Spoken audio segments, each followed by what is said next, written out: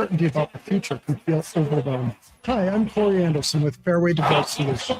At Fairway, our team helps you resolve balance through mediation, negotiation, and the unique aspects.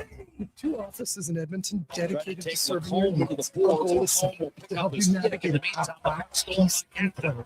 Visit us today at Fairway Divorce. Commissioner Allen Auctioneering's Calgary, Edmonton, is this Friday at 9 a.m. Another gem for Kate Cunningham. 20 flips, man lifts, packers, low retainers, skid steers, truck handles, turf mowers, commercial trailers, and more. Info at maauctions.com. It's here. The Ford, it's a big not yet.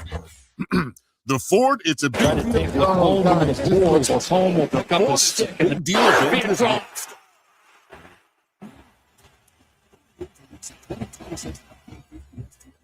Appearance package from $237 to 0% APR for 36 months with $54.90 down.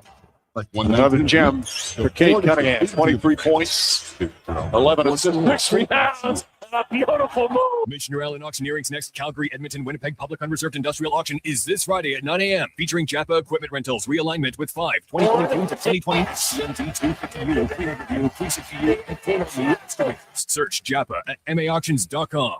Craving your favorite mouth-watering pizzas? Papa John's has large specialty pizzas for only $19.99 for a limited time. Get a flavorful all the meats, the works, ultimate pepperoni, Hawaiian, barbecue chicken, and more on original thin or New York style crust. Use the code LSPEC at papajohns.ca or on the Papa John's app. Get yours today. Better ingredients, better pizza. Papa John's. Fast track your financial goals with a special rate term deposit from Vision Credit Union. For a limited time, take advantage of a great rate on 1, 3, or 5-year terms. Plus, as a Vision Credit Union member, you can earn up to 25% more on your interest through profit shares. For details, contact your branch today or visit visioncu.ca. That's visioncu.ca. Tim's Smile Cookie is almost here. And with every bite, you'll help make a difference close to home because 100% is donated to over 600 local charities and community groups. Buy your Tim's Smile Cookies April 27th to May 3rd at participating restaurants in Canada for a limited time.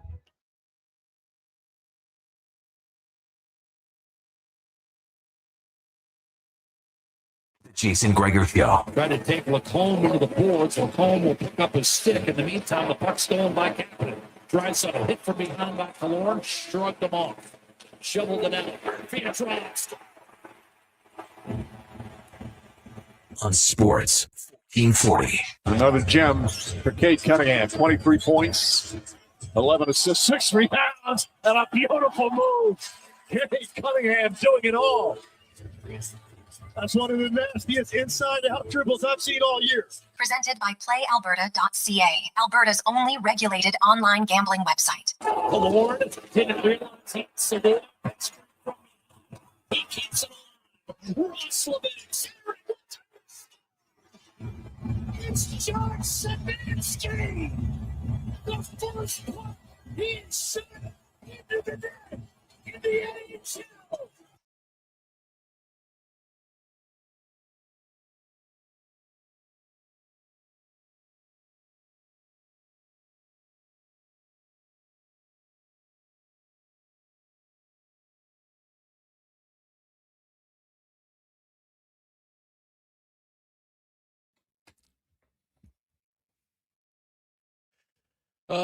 Connor Halley never disappoints with his musical selections. Welcome to the Jason Gregor Show on Sports 1440, sports1440.ca, YouTube, Facebook, X, and Instagram. Thanks for listening. Thanks for watching the show. And we got lots and lots to discuss today as the Edmonton Oilers and the Anaheim Ducks series is tied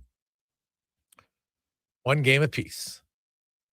For some, the sky is falling. I think that might be a tad premature. You know, we could get into a lot of things and look at, okay, here's the reason for this, or here's the reason why they're losing. It's this guy's fault and it's that guy's fault. But there's I see a lot of people trying to blame the head coach who's getting out-coached. Well, the Oilers have outshot the Ducks 57-42, 5-5. They've outscored them 8-4, and their best offensive player has no points, and they've outscored them 8-4. And some will say they've been outcoached. And I'm like, what? How can you possibly think that? I don't get it. Unless you believe that the head coach was coaching his power play to have one of the most ghastly turnovers that I can recall in a long time. There was no rhyme or reason for that giveaway at that time of the game.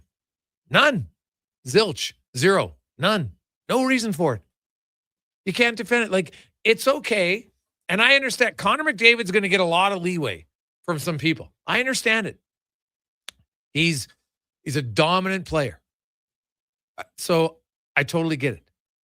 But two things can happen at the same time. Connor McDavid can be a dominant player who did not have a very good game, who is clearly right now putting too much pressure on himself. He's forcing plays that normally we wouldn't see him force. And when your player who plays the most minutes does that, it's going to impact the game. And right now, it's not impacting the positive. Now, the Oilers power play, I hear a lot of, they got to simplify. The Oilers had 9 shots in the power play last night. 9. They had some good looks. They didn't finish. Yes, there's a few times zone entries weren't great. At the end of the day, you still had 9 shots in the power play. They're averaging more shots per 60 in the power play than they did in the regular season. It's not going. But the giveaway goal cannot happen. It can't happen. Connor Murphy just makes it 3-2. You're excited. And then that goal, like, I could see if maybe you're trying to make a dangerous play in the offensive zone, like, oh, geez, if I just thread the needle right here, we're going to have a guy wide open, through the slot, and you give up a breakaway the other way. Okay, didn't like it, but you'd be like, hey, you can make a smarter play. The play on that goal, there's just no defending it, right? Why do you just throw? There's no one there. You threw the puck to an area where there was no one. And essentially, that's what's called panicking. And you don't see it very often from the Oilers power play. And you don't see it very often from Connor McDavid. But Connor McDavid, if you watched the game last night, and the coach said it afterwards, hey, you know what? He's putting too much pressure on himself. And like, what else are you going to do at this point as a coach? Are you honestly 2 games into the playoffs? If anybody out there has coached, and none of you have coached at the pro, well, not none. I'm sure there might be a pro coach listening. Your best players need to know that the coach has their back when the chips are down. It's easy to play guys when things are going well. Coaching when things are going bad now, it's a lot more psychological. And you have to find a way to get McDavid to just exhale. Just breathe. Be like, Connor, we know you're skilled. You don't have to force passes. Just hold on to it. I give the Ducks credit. They're in some good areas, but they weren't in a good area on that goal. Make no mistake. There was you want to dump that anywhere, just dump it behind your net. Then you go and regroup. You don't dump across ice to no one. No one. And that was the difference in the game. Now they're penalty kill. We go through the goals. The Cutter Gauthier goal, little bit of a layered screen, but I look at Ingram glide across. You got to fight hard enough to get around the screen. Sometimes you're going to have screenshots go in. I don't love it. It's not a terrible goal. I don't love the goal. But the Killorn goal, if you watch it, it starts on the board. Szymanski's in a great position. And the Oilers, and Ekholm pushes up because they're going to win that battle. They lose the battle. Now it comes down to Killorn in the corner. He goes and then he's looking to pass across the crease. Low crease. And Bouchard knocks it down. Unfortunately, knocks it down. It goes off of the pad of Ingram, right back to Killorn, easy rebound. That's not a systemic breakdown. That's not where you're like, oh, look, they found a way to penetrate a weakness on the Oilers. Well, they didn't. It started with simply a lost battle up top. And I told people before who fall in love with players, sometimes based solely on goals and solely on analytics, said they're going to miss Adam Henrique. There was a reason why Adam Henrique was in game one. Adam Henrique is a good penalty killer. He's a veteran player. He might not be flashy, might not score you a lot of goals. As I've said time and time again, scoring goals isn't the Oilers' problem. And if anything, that has been shown even more, the fact that they've got 8 goals 5-on-5 in 2 games. The next closest is 5. Scoring goals, not a problem. Not a problem. They got to limit some goals, yes. And their penalty kill, they missed Henry. I can't guarantee if he would have won the faceoff. I can't guarantee in game one. But maybe he doesn't lose it cleanly and they score 5 seconds later. That battle up at the blue line, the one thing I said, I love Szymanski's game, but there's times where you got to be stronger on the puck. He scored a great goal, unbelievable. But even then, even though you lose a battle, you lose battles in the game. No one wins every battle. You get a little bit unlucky of a pass across the crease. So the Oilers are in a series. It's 1-1. This is not the skies falling. And any claims that Anaheim is outplaying the Oilers based on what? Their special teams are better. But I'm not even like Anaheim's penalty kill on that goal didn't really outplay them. It was just a bad decision by the best player in the world. Even the best player in the world is going to have those decisions. So right now, if you're the coach, the last thing you want to do is pile on your best player who has carried you for lots of games. Now's the time where you have to support your best player, right? Get him to relax. Say, hey, man, don't worry about it. Just calm down. Obviously, you're going to have more insight than that. He knows the player. McDavid, he's desperate to win. I understand it. But you can't win a game. You can't win a series on every shift. Sometimes it's the old adage, live to fight another day. There's no play there. Hold on to the puck. Stop trying to force it through the eye of the needle in the offensive zone that's leading to giveaways and turnovers. And not that the Ducks are dominating by any stretch of the imagination. As I've said, 5-on-5, they're not dominating. Like Leon Draisaitl is leading the NHL playoffs in 5-on-5 scoring. But here's my question. Can someone tell me NHL teams who would be up 2-0 in a series where their best player, and I would say their best player and their third best player, have yet to make an appearance in the series?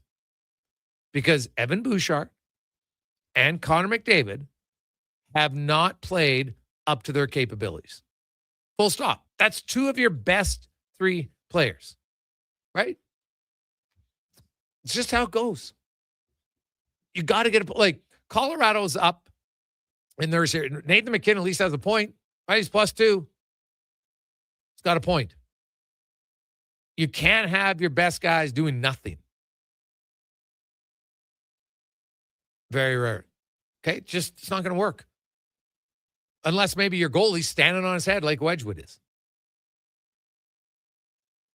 But I look at Edmonton, offensively, if I would have told you, okay, we're 2 games into the series, the Oilers have scored 8 goals 5-on-5, McDavid doesn't have a point, you would have been doing cartwheels.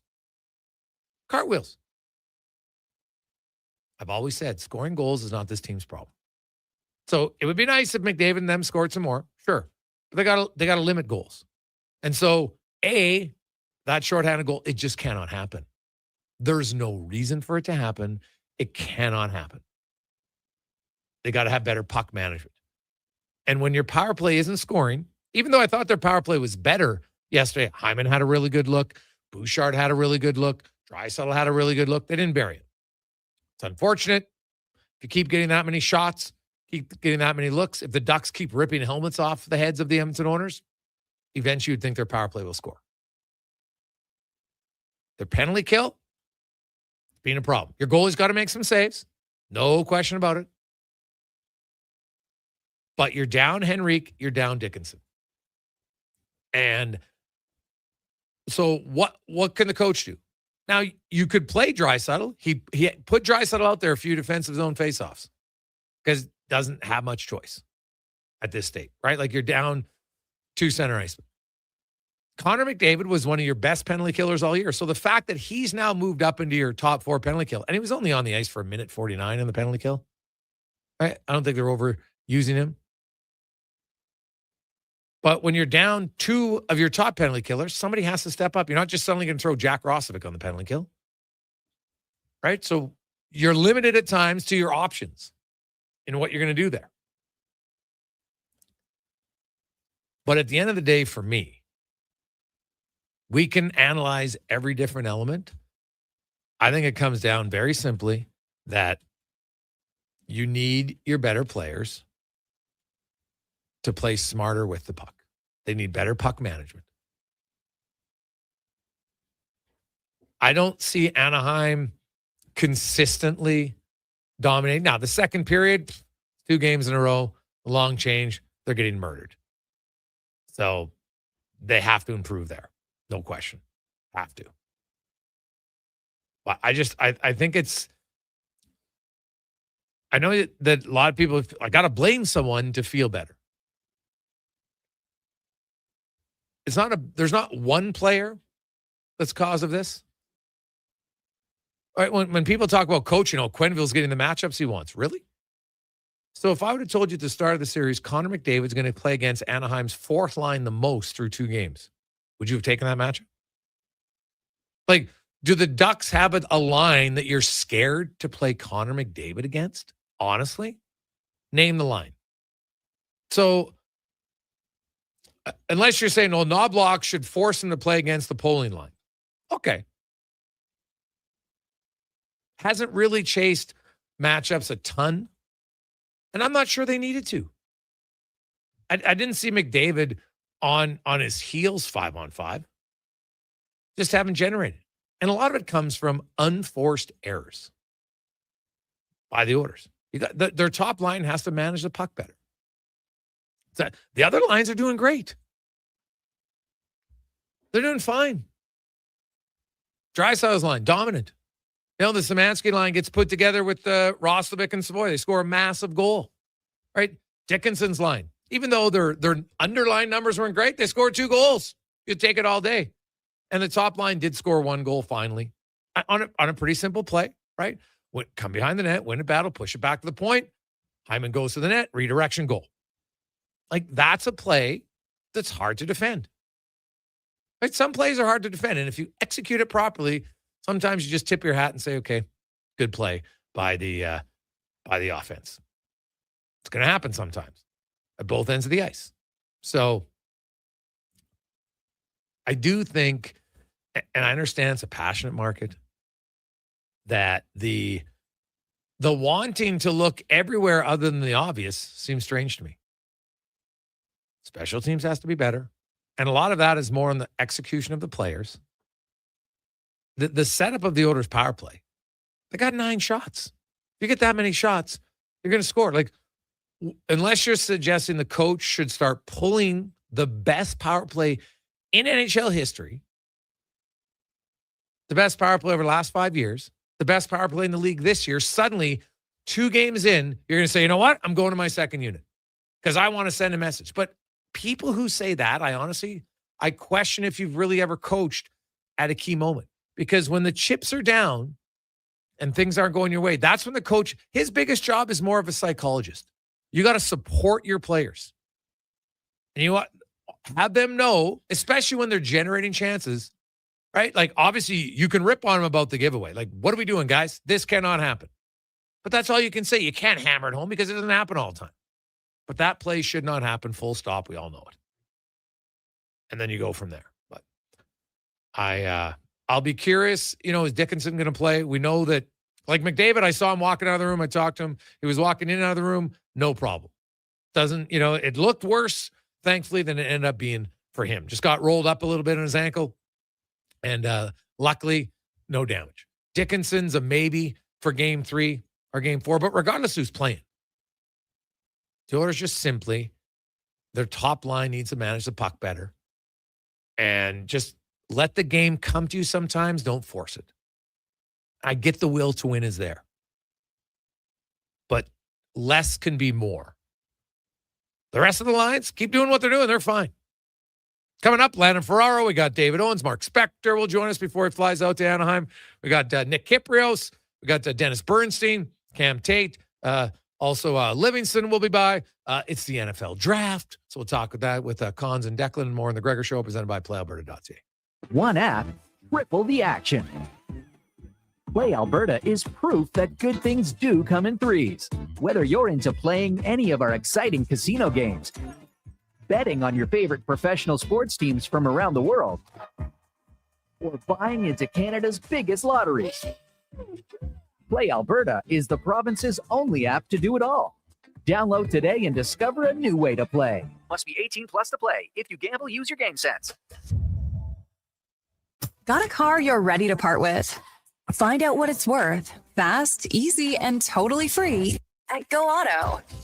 We're talking top dollar trade-ins, whether it's a little worn or still rocking that new car smell. Just a few clicks, and boom, you've got your value. Text value to 780-777-7777 to start. That's value to 780 all sevens. Why guess what it's worth? Let Go Auto show you the money. Action Electrical Solar Team is now making a play for sustainability and savings. They're specialists in powering up for a greener future. That's the strategy. Designing and installing high-efficiency solar panels. They're helping homes and businesses combat rising utility costs by harnessing the power of the sun. A smart move for efficiency and the environment. Hire the Action Electrical team to bring home a win for your project. Visit actionelectrical.net. It's playoff time on Edmonton Sports Leader, Sports 1440. This is Andrew Walker. Join us for the Titan Supply pregame show before each Edmonton playoff game. Titan Supply, your only source for rigging, lifting, and hauling products. Scott McGilvery here, HGTV host and renovation expert. The one upgrade I know homeowners will love, better, fresher Culligan water straight from the tap. Culligan's Aquasential reverse osmosis filtration system takes your water to the next level. With up to 7 stages of filtration and 14 filter options, they're certified to reduce over 90 contaminants. Your tap water is about to get a major upgrade. Safer water that tastes great. Get started with a free in-home water test at Culligan.com. Culligan, water you love. Expand your brand with Fusion Promo Marketing. Fusion is your trusted partner for all things branded merch and apparel. Thousands of products perfect for businesses, sports teams, and corporate events. Fusion with a Z. Promomarketing.ca.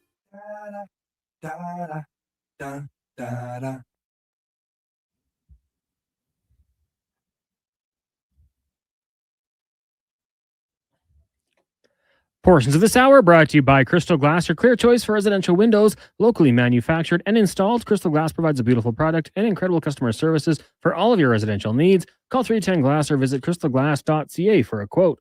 This is Sports 1440, where Edmonton talks sports. The Jason Gregor Show, the best of Edmonton sports talk and beyond. This is Sports 1440. Presented by PlayAlberta.ca, Alberta's only regulated online gambling website. We roll through lovely Thursday afternoon. Of course, NHL, NBA playoffs continuing on. The Raptors in a must-win situation. They haven't looked great through their first 2 games.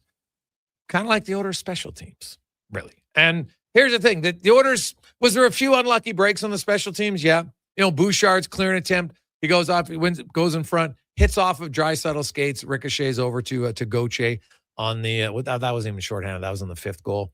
And then you had the other one where, you know, Bouchard stops across pass, goes into Ingram's pad, right back to Killorn, scores. So those weren't like systemic breakdowns, not terrible plays.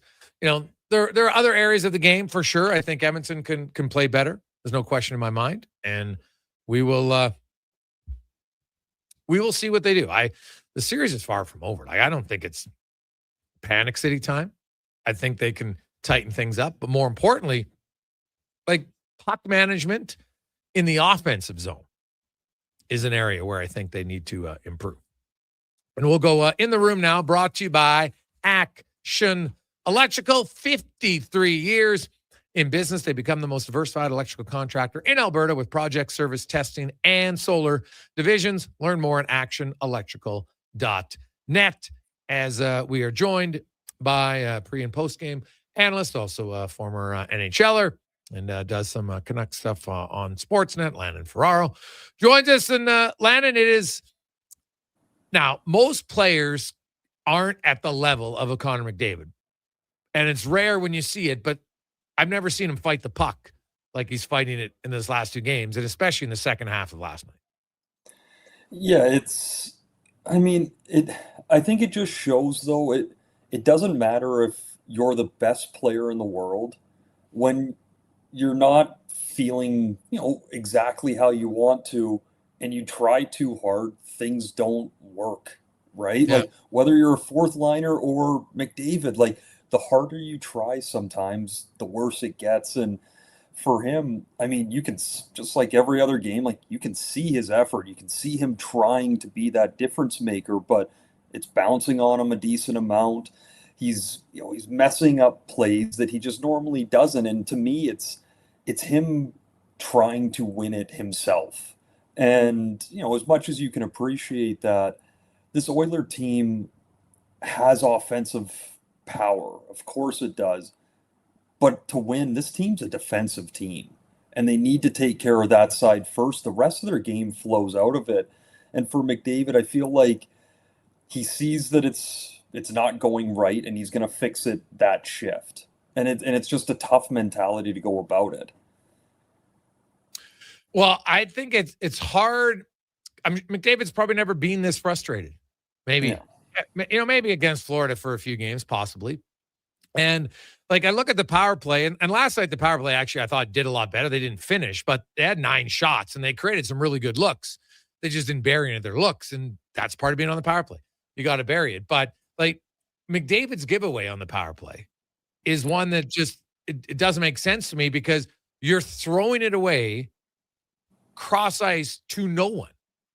And, a few seconds later, it ends up in the back of your net. So that's not coaching. That to me was kind of the cherry on top of a game of just somebody who right now, as you said, like, when you try to do too much, you end up doing even less. And so now as teammates, as a coach, like, I argue that in the playoffs, part of coaching is more psychologist than anything else. It's just trying to tap into, find a way to get him to exhale and just relax.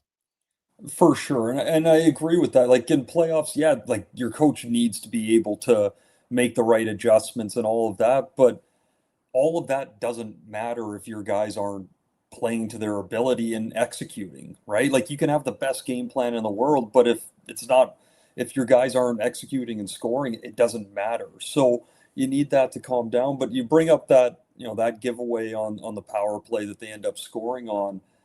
And, as nonchalant and, not good that throwaway pass was, it goes right by Nugent Hopkins, and he just assumes someone's behind him.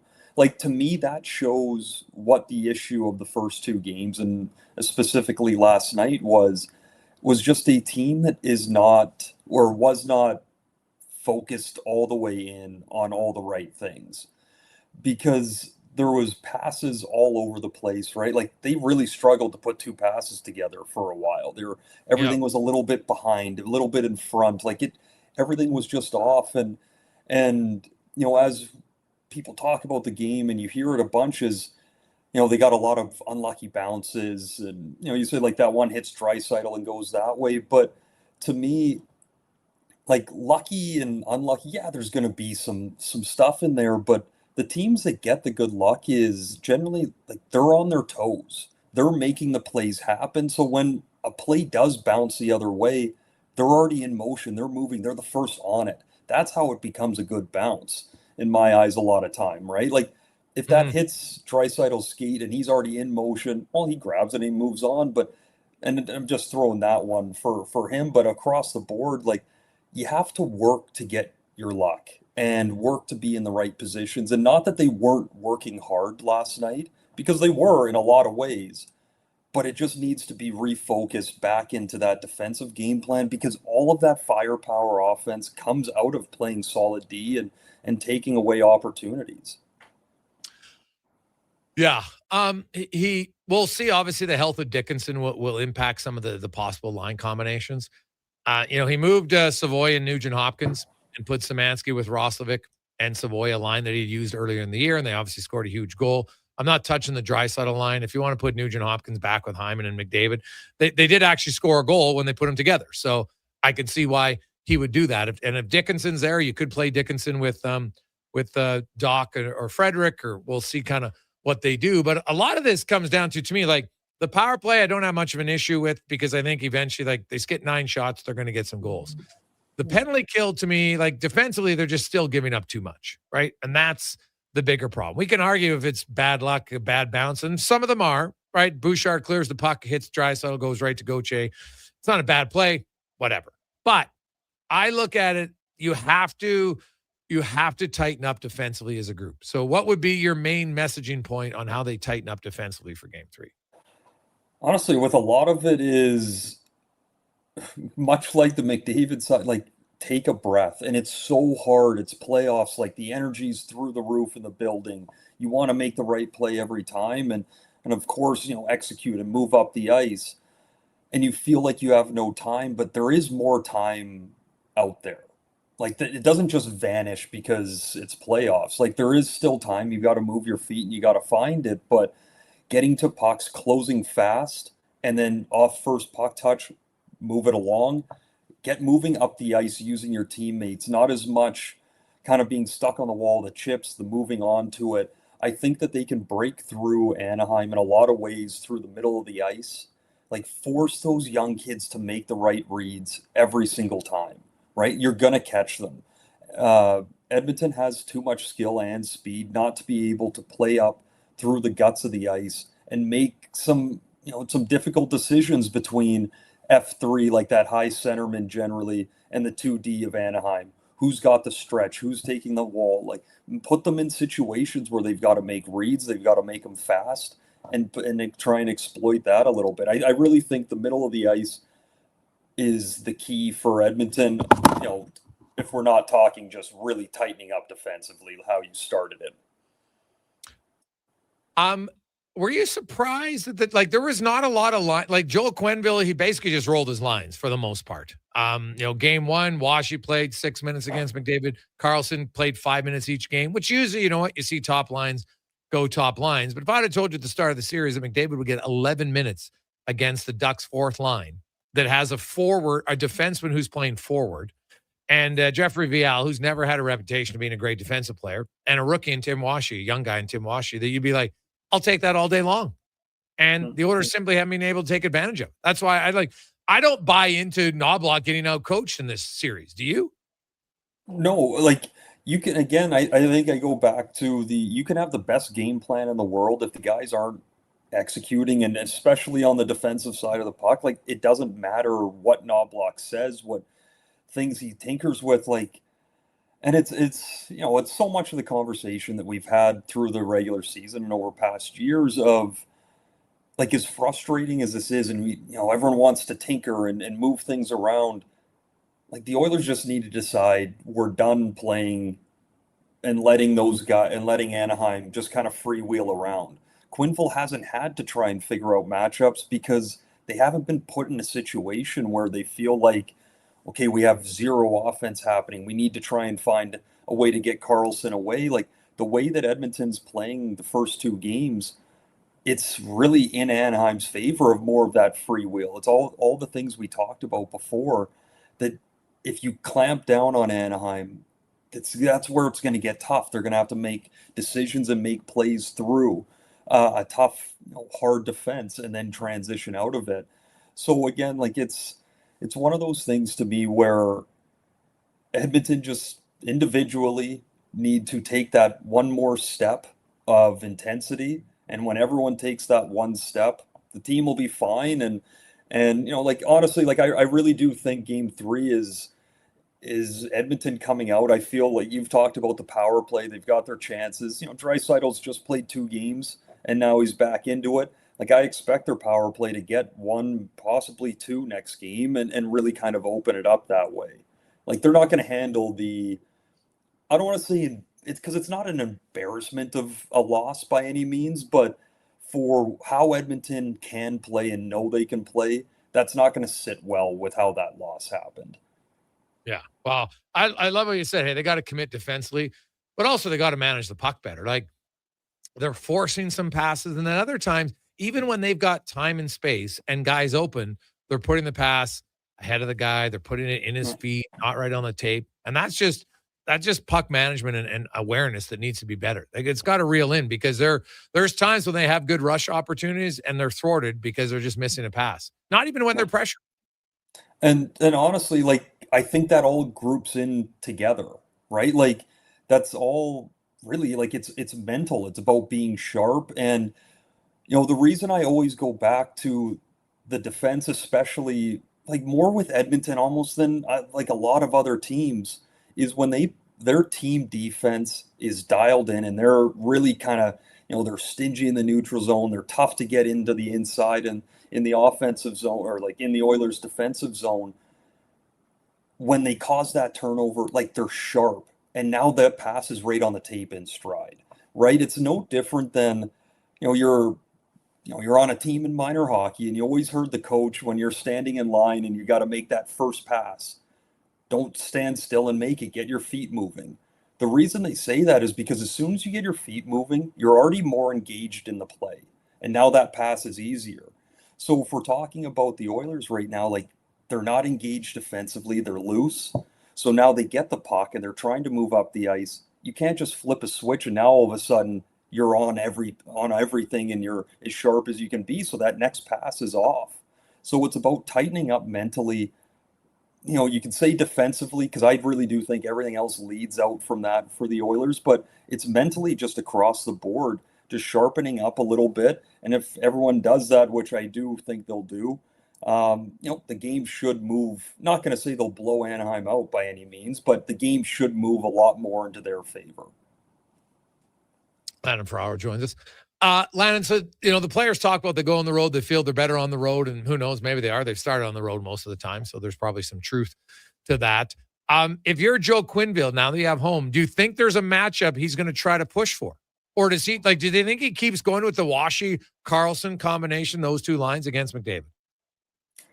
I think so. Like, I really think, like, Quenneville's a lot of a feel coach, right, behind the bench.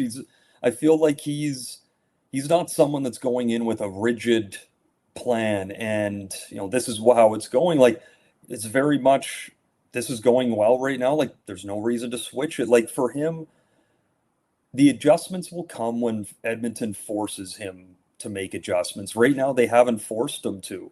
He's letting his lines roll. He lets those two lines kind of share that responsibility and move it in and out. And again, there's been no time that not only has they not really forced the issue to make him make a decision on how he wants to play that, but like that fourth line has played really well and generated and spent time in the offensive zone. So again, to me, he's going to let that roll. He's not going to disrupt his motion of play on his bench because he hasn't been put into a position to have to do that yet. Yeah. I'm just kind of curious to see how it plays out there. If Dickinson is in, it's obviously, I'm assuming Lazar's the guy who comes out, but if Dickinson's in, would you just put him in the middle of Doc and Frederick and keep Szymanski with Roslovic and Savoy, or do you put Szymanski back with Doc and Frederick and put Dickinson with Savoy and Roslovic? I'd probably leave it for right now, like to start the game. And if you need to flip those two, even after a few shifts, you're like, you know what, they don't have the same type of feel or fire that Szymanski line did that got the goal last night.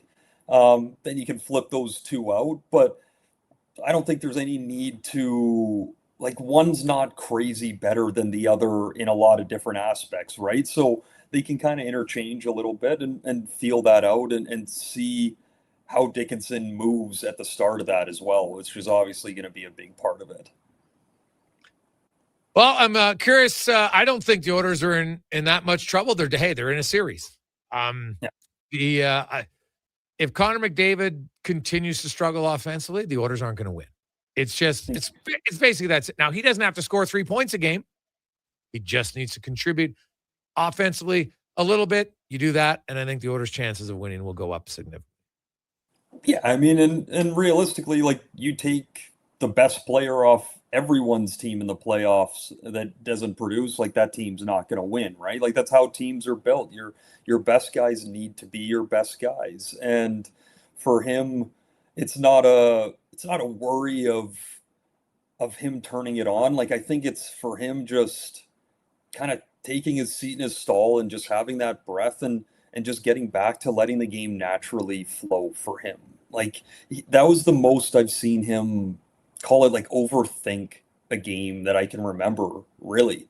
And just let it go. That one wasn't it. He'll know that, and he knows it, and has watched it and put it behind him. I'm not too worried. And for the Oilers, I was thinking before, like I was waiting to come on here and about the series, and as crazy as it sounds, like with this Oiler team, like I'm not worried until it's like in the last minute and they're down 2 of a game they can get eliminated in, right? Like to me, this team can turn it on and completely shift your emotion in the narrative of this series in 10 minutes of play. Like they can turn it on so fast. Well, it should be fun. It makes for a Friday night excitement, guaranteed. Landon, as always, man, appreciate your time. Have a great day. Yeah, you too. There you go. That's Landon Ferraro. Your thoughts are kind of, if I give you a scale of 1 to 10, 1 being not concerned, 10 being concerned, where are you on the state of the Oilers? Or maybe actually, like, where are you on the state of McDavid? Do you think it's just like a 2 game blip and everyone will sit and chuckle, or do you think that this extends? Like, it'd be hard. Now, he has gone 3 games without a point in his career, never in the playoffs, but 3 games in a row in his career before. It's been a few seasons since that happened, so I can't rule it out as a possibility because it has happened before. It's rare, but it has occurred. I've never seen McDavid look as frustrated with the puck as I saw last night. And I don't really believe it was with the Ducks because I saw him with time and space not being able to complete passes that he normally does. So I give the Ducks some credit, but his minutes, there was no one forward line because we talk about, the forwards are pressuring him. The minutes were allocated. It was 3 minutes for Poling, 3 minutes for Granlund, 4.5 for Washi, and 5.5 for Carlson. Like, you can't get much more even than that. The Ducks were just rotating lines, and you can't tell me that all of them have suddenly figured out the caramel / McDavid secret. Like, honestly, if you think it's that easy, if it was that easy, why would it have taken a decade? Honestly, why do you think it would take a decade? Or maybe, just maybe, McDavid's just in a very odd funk. That could probably end at any time. Could end the first period of the next game. We'll never know. That's why we'll watch. But I can't get on board with people telling me when it's all 4 lines that suddenly they've all cracked the code to how to slow down McDavid. I'm sorry, I can't buy. 833-401-1440. We'll get your texts. We'll get to, you might need something to take the edge off. We'll tell you about it next. It's Gregor Show presented by PlayAlberta.ca, Alberta's only regulated online gambling website where 100% of the revenue stays right here in the province at PlayAlberta.ca. At Booster Juice, doing good tastes really good too. From now until April 26th, every purchase of a Mood Booster Ball will help support the Community Booster Fund. So while you're enjoying a Mood Booster Ball made with caramel, marshmallows, and peanut butter, you're also supporting athletics, community, and educational initiatives across Canada. Let's fuel healthy communities together. For more information, please visit boosterjuice.com. Booster Juice, Canadian born, blending since 1999. It's Truck Month at Wolf GMC Buick, and we know trucks. And we have the best deals of the year right now. Some have 0% for 4 years. We have 0% for 6 years. That's on our #1 selling GMC Sierra half-ton crew cab, or the Elevation, the AT4, or Denali. Yep, 0% for 72 months. And Costco members get an extra discount on some of our SUVs. Pop in today and drive away smiling. Wolf GMC Buick. We're making it easy. Big guests, bigger takes. Jason Gregor brings the names you know and the stories you don't. Weekdays, 2 to 6 on Sports 1440. Don't miss a minute of the action. Edmonton sports leader, Sports 1440.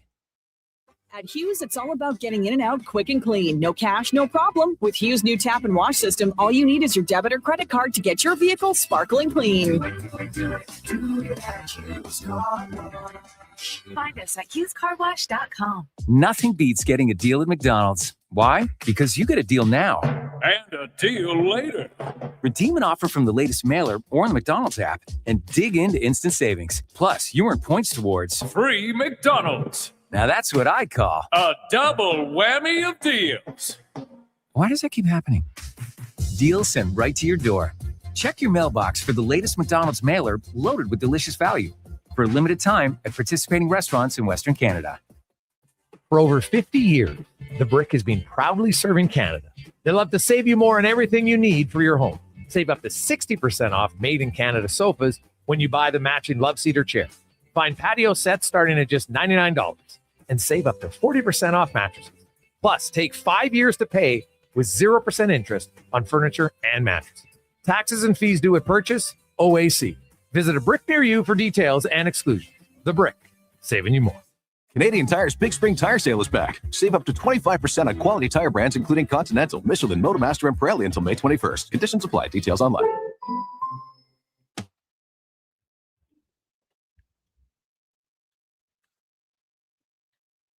Portions of this hour brought to you by Emerald Equipment. Emerald Equipment is Edmonton's newest dealer for Yanmar compact equipment. Machines built tough for the jobs that don't quit. Get your new Yanmar compact track loaders with ASV Posey Track at emeraldequipment.com. The Jason Gregor Show, the best of Edmonton sports talk and beyond. This is Sports 1440. Presented by PlayAlberta.ca, Alberta's only regulated online gambling website.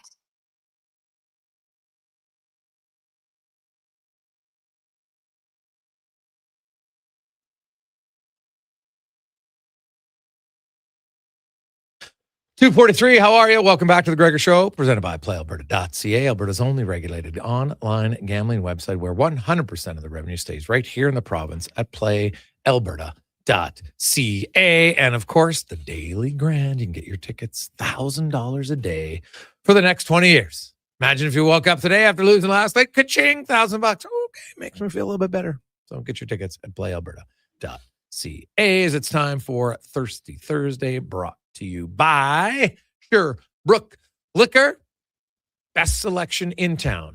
Beer, wine, coolers, cocktails from all over the world. And if you're into non-alcoholic, they got great ones. Both locations, the southeast side, and of course the original on St. Albert Trail and 118th Avenue. As Steve Bizan joins us in studio once again. My man, what are we doing today? Oh man, we got some exciting stuff today. So we're gonna take a deeper dive here into RTDs, or the ready to drinks. I know we've explored some of them on previous episodes, but this is sort of there's a theme running through all of these ones, and I want to explore it a little bit. So everything in front of you today is over 10% alcohol. So, so we got some big ones, but we go around. We have stuff from the Alberta prairies. We go to Korea, the Caribbean, London. So I think still a lot of people's perception about what coolers and ready to drinks are. There's, over a decade ago, there was all the Mike's Hard Lemonade and the Smirnoff Ices and Breezers, all that sort of, which are still around, but that was the bulk of what you could choose from. A couple of years ago, it was all about the hard seltzers and sort of the low cal stuff. But now we're starting to see these high proof, sort of like real cocktail bar strength, using really good ingredients as kind of being the standard. And that's where the whole category is shifting. So I'm pretty stoked about it. Yeah. So we got the Cutwater lemon drop martini, which is 11% alcohol, and it includes triple sec. Yeah. So triple sec, an award-winning vodka goes into making this one. I want to start with Cutwater. I feel like it's a pretty big brand. Probably a lot of the listeners know about Cutwater. It sort of has an interesting backstory. So it was actually started it was an ex-brewer from Ballast Point, which is a really, really good craft brewery in San Diego. Okay. So he broke off from brewing and started this distilling project kind of back in 2015. And it just started as a hobby mostly. And he actually wanted quality stuff that he's able to bring on his fishing trip, and there just wasn't anything available in terms of spirits at that time. So he started distilling, and they started canning these cocktails back in 2015, which is way ahead of its time. And so these high proof, really high quality ingredients, and again, just stuff that him and his buddies can bring along on the fishing trip that they really enjoyed. Fast forward several years, the company just grew and got so huge. They got these distribution deals, and now they're everywhere. But so Cutwater sort of set the standard, I feel, in a lot of ways, and this is the benchmark to what these high alcohol RTDs could be. So the Lemon Drop, it's their newest release.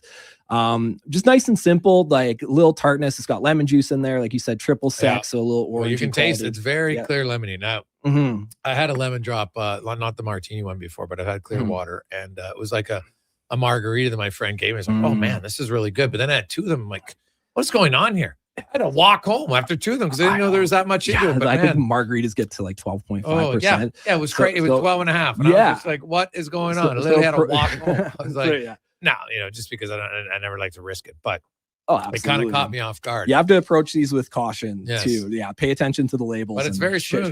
Very, very smooth, very tasty. Okay, so next one. I'm going to shake this up a little bit. So this is Inversion, which is a company out of Calgary, and they do these nitrogen infused cocktails. So this is their whiskey sour. And so you're supposed to like this goes against everything in my being to think, hey, guys, give me a can of alcohol. I'm going to shake it, and then we're going to drink it, because usually you would shake it and it's going to spray all over you, and everyone's like, you're a jerk, yada yada yada. But we actually you just took it, now you shook it, and now it's all hazy. Yeah, it's hazy. It's supposed to replicate, if you like the really good bartenders, when they're making classy cocktails and stuff, a lot of times they use egg whites in it to kind of give it that foamy top to it. Yeah. So kind of wow, it actually does that. Yeah, and it's very it's an ingenious way of doing things, I think. So they pressurize it with nitrogen instead of carbon dioxide, like most of the carbonated beverages. You're supposed to shake it up until you hear the liquid sort of stop shaking. You could sort of hear, and that's the nitrogen sort of infusing through everything. And then when that happens, you could crack it slowly. I cracked it a little quickly there, so I got a little messy. You crack it a little slower and pour it very aggressively. Then you'll get that nice foam on top. And they have a whole range. It does look like the egg whites on top. Yeah. So this is their flagship one. It's the whiskey sour. So just very simple. It's a barrel aged Alberta whiskey. It's got Angostura bitters in there, a little simple syrup. Just a classic cocktail. That is really good out of a can. Super good. Let me see that can. Yeah, here's the can here. And we have them in variety packs. So they do a whole bunch of different. So the classic whiskey sour. If you want to seem classy without having to mix it yourself, this is good. I'd put that on ice. So smart to do that. Nitrogen infusion. It's quite brilliant. And a cool local Alberta company as well. So, and that one is 10.8. 10.8. So going from Alberta now, we're going all the way to Korea. So in a lot of ways, I love these green bottle soju. I'm sure a lot of people are familiar with them. To me, these are kind of does it taste like yogurt? Are you serious? Yeah. So this is it's their yogurt style, which is actually it's probably their most popular one we carry. So in Korean drinking culture, it sort of started back in Korean bars where the bartenders would mix soju, so just the straight spirit, with these little yogurt drinks. Okay. They kind of have a little picture of it on the label there. Yeah. And so they would just mix it together, and that was a really, really popular drink. And so Chumchurum, which is the company that makes this soju, they decided to make a flavor sort of inspired by that. And these sojus, especially these green bottle ones, have just become so popular, especially among like the 20-somethings, like the Gen Z crowd. Okay. This is what they're all drinking right now. And it's in a lot of ways sort of the OG high proof, ready to drink in my books, because we've had these for years and years on the shelf. All right. And all of a sudden they're popular. All of a sudden they're exploding in popularity, and kind of they sit next to all these other, high proof canned cocktails and things, and just getting a lot of traction. But I love the yogurt one, and it's, I think, like sort of the most authentic Korean flavor, because they do a lot of tastes very I find it has an orange. It's got definitely has an orangey flavor. It's almost like an orange creamsicle. Yes. Yeah. Very much so. Yeah. I don't taste the yogurt at all, which I don't mind. I love yogurt, but I don't want to drink it. Yeah. It just adds that like sort of creamy texture to it. Delicious. Right. Okay. So number 4, we have the Pussers Killer premium rum cocktail. Yeah. Now, have you ever had a painkiller cocktail? Have you heard of that before? No. So painkiller. It's essentially it's rum, it's dark rum, and they add cream of coconut, pineapple juice, orange juice, just a lot of different tropical flavors. This one has a really cool story. I'll share really quick. So in the British Virgin Islands in the Caribbean, there's this just really off the beaten track obscure island that has a bar set up on the white beaches. It's only accessible by boat. There's no dock there, so you have to anchor the boat, offshore and swim up to the bar. And sailors in the area have been doing this like years and years and years. And so this is where this cocktail was invented, was in this like obscure beach bar that all the British sailors used to go to. So, and it was crafted by the woman that owned the bar, and it's still operating today. And it's a really unique cocktail with a cool history. So Pusser's rum, it's the recipe they use, it's the same recipe they've been using for 300 years with the British Navy. And it's just a classic dark rum, aged 3 years. This one's 12.5%, but you can tell as soon as you smell it, it's just so spirit forward. You smell that rum, but it's just coalesces so nicely with all those tropical juice flavors. And they add a little bit of shaved nutmeg on top of it too, so you have like sort of this sweeter spice character to it. But that is really good, man. Yeah.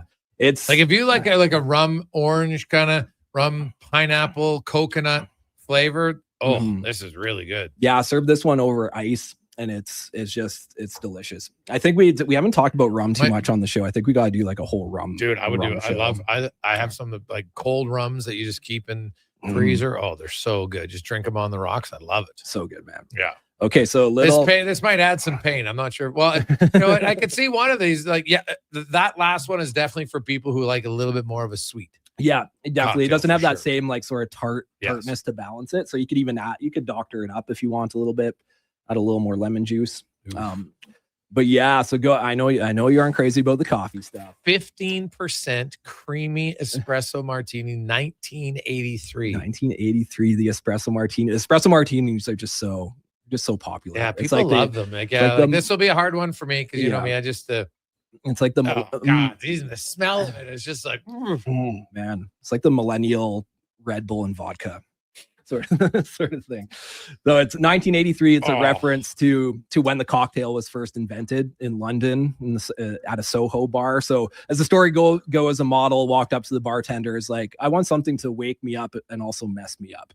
And so he invented this espresso martini. Oh, wake me up and mess me up. That's a good line. They used a bit of different language, but and so it was popular in the 80s, kind of fell out of favor, but now it's so popular again. And this one is a really good example of it, in my opinion. Like for me, you probably know more. Like I could never get past the taste. Well, this one's like a cream-based one, so it's a lot sweeter. It's not as coffee forward, but now we've got like a stubby can. Little stubby can. This is the strongest one. The Jungle Mai Tai. It's 20%. 20%. It's like 3 cocktails in that little can. So this is an Ontario company. A couple guys, they started this distilling business out of this 100-year-old dairy barn in Prince Edward County, Ontario. And they specialize in these like full bar strength cocktails. Little junk. Yeah, man. That is thankfully it's got a little orange juice in it. Yeah, it's got orange juice, pineapple juice, even a little strawberry juice to it. The first taste was strong. The second one, no problem. Well, that's what's so dangerous about it. It's a Jungle Mai Tai. Yeah, you could have 2 of these and feel like you had 6. Absolutely. Really. So pace yourself, boys and girls. For your buck. And they do like an absinthe sour, which is really interesting. They do an espresso martini. Now, how much would one of these go for then? That's like $10 on the shelf. That's it? Yeah. Yeah. So you think about how much it is to spend on a cocktail when you're out and about. But yeah, this one. $10. Yeah. Yeah. Tough economy right now. This might have to become the drink of choice. Now, I could water it down and add a little water. You could, you could serve it on ice. I didn't do that for you today, but that's okay. We'll have a little sip. It's okay. I'm low maintenance. It's all good. Yeah. But so we're gonna get Connor to have this for the rest of the show. Yeah. See what he does. But lift our spirits a little bit after this. You know what? You should have one of every Oiler fan should have one of these in their house for after a frustrating loss. Mm-hmm. You got a group of you together, say, you know what, we're just all going to have a shot of it each, and it'll just slowly ease things. Not too much. The pain a little bit. Go to bed. You'll be like, you know what? All right, it's a game. Frustrating loss. and you move on. Exactly. I have to say the painkiller was killer. Mhm. The classic whiskey The sour. whiskey sour is so good. And honestly, this, what's it called? It's the chum rum? Chum churum. Yeah. Chum churum. Yeah. It translates loosely to like for the first time in Korean. Yeah. Well, really you know what? great That's though, fitting. For the first time, Connor McDavid was fighting the puck for an entire game. There So you that go. would be fitting. There you go. I think to have that right now. So I'd be confident that won't happen for a third game in a row, but I can't say 100%. I can't guarantee it. I would just be confident. So we'll see. Steve, really good mix. I'll let you finish the martini. I'll take the because you espresso love martini. it. You love the espresso martinis. Thanks, buddy. Let's get to the con man and a Sports 1440 update brought to you by Go Auto. Cars, trucks, vans, SUVs, you name it, they got over 15,000 vehicles for you to choose from. Your color, your make, your model, they will have. GoAuto.ca. This is the Sports 1440 update. 3 games in the NHL tonight. Bruins, Sabres, Hurricanes, and Sens, and the Kings and Avs from Los Angeles. In the association, Raptors taking on the Cavaliers. Going to get back into their series. Currently trailing 2 games to none. We've also got the Knicks and the Hawks and the Timberwolves taking on the Nuggets. In the majors right now, Phillies, Cubbies tied at 7 in the top of the 9th. The Padres trail the Rockies 6-4. Diamondbacks, White Sox tied at 1, while the Dodgers have a 3-0 lead over the Giants in the bottom of the 5th. In the AHL tonight, playoffs get going. Condors hosting Coachella Valley in Game 1 just after 8 o'clock. In the NFL draft, it's going 6 o'clock. The Las Vegas Raiders holding the first overall pick, expected to take quarterback Fernando Mendoza out of Indiana. Coming up in hour 2 of the Jason Gregor Show, we'll be joined by Mark Spectre of Rogers Sportsnet and Colin Livingston in the Cantor Racing Report. I'm Connor Halley. This has been a Sports 1440 update. It's Sports 1440, a Stingray radio station broadcasting on Treaty 6 territory. Download the free iHeartRadio app and listen to CKJR wherever you go. Who's that working on the underground utilities over there? All-Star Construction, that's who. What about the street lighting? Yep, All-Star Construction. And the directional drilling, hydrovacking, neighborhood renewal, and telecommunication work? Yep. Since 2009, All-Star Construction has been doing all that and more, shaping and building Edmonton communities for land developers all around Edmonton. That's what All-Star Construction is all about. Performance by Action Electrical today. Their projects team kicks things off, designing and building with unmatched skill. Then the service team swoops in for those crucial repairs and maintenance. And don't forget the testing team, ensuring everything's safe and sound before the solar team scores with sustainable energy. A complete team effort. Have Action Electrical bring home a win for you and your project. Visit actionelectrical.net. I've got some good news if you've been thinking about a heavy-duty truck. The 2026 Ram 2500 Black Express is now at St. Albert Dodge. You've got 20-inch black aluminum wheels, black Mopar side steps, body color, bumpers and grille, and a sport performance hood. Available in all the colors for $68,990. Plus, new this year, Ram's best-in-class 10-year powertrain warranty. Now's the time. Head up the trail and see how easy it is to do business at St. Albert Dodge. Don't let equipment failure stop you cold. At AWS Welding in Nisku, our factory-trained service techs are on hand for all welding equipment repairs. We're a fully warranted center for Miller, Lincoln, and ESAB. And we service all makes and models. Proper, regular service extends the life of your gear and keeps it running at peak capacity. Don't wait for a breakdown. Book your service appointment today at 780-979-0470. AWS Welding. We make it happen. Edmonton's only 24-hour-a-day sports radio station can be heard anytime, anywhere. Sports 1440 is streaming on your phone, your tablet, your computer. Download an app today and listen to Sports 1440. Portions of this hour brought to you by Leading Edge Physio. We treat pain and injuries head to toe and some other issues that might surprise you, like incontinence, vertigo, neuropathy, and cognitive issues. We invest in the technology, techniques, skills, and people that know how and what to fix. Life shouldn't hurt. LeadingEdgePhysio.com. This is Sports 1440, where Edmonton talks sports. On YouTube, Facebook, and X. Here's Jason Gregor. Brought to you by PlayAlberta.ca.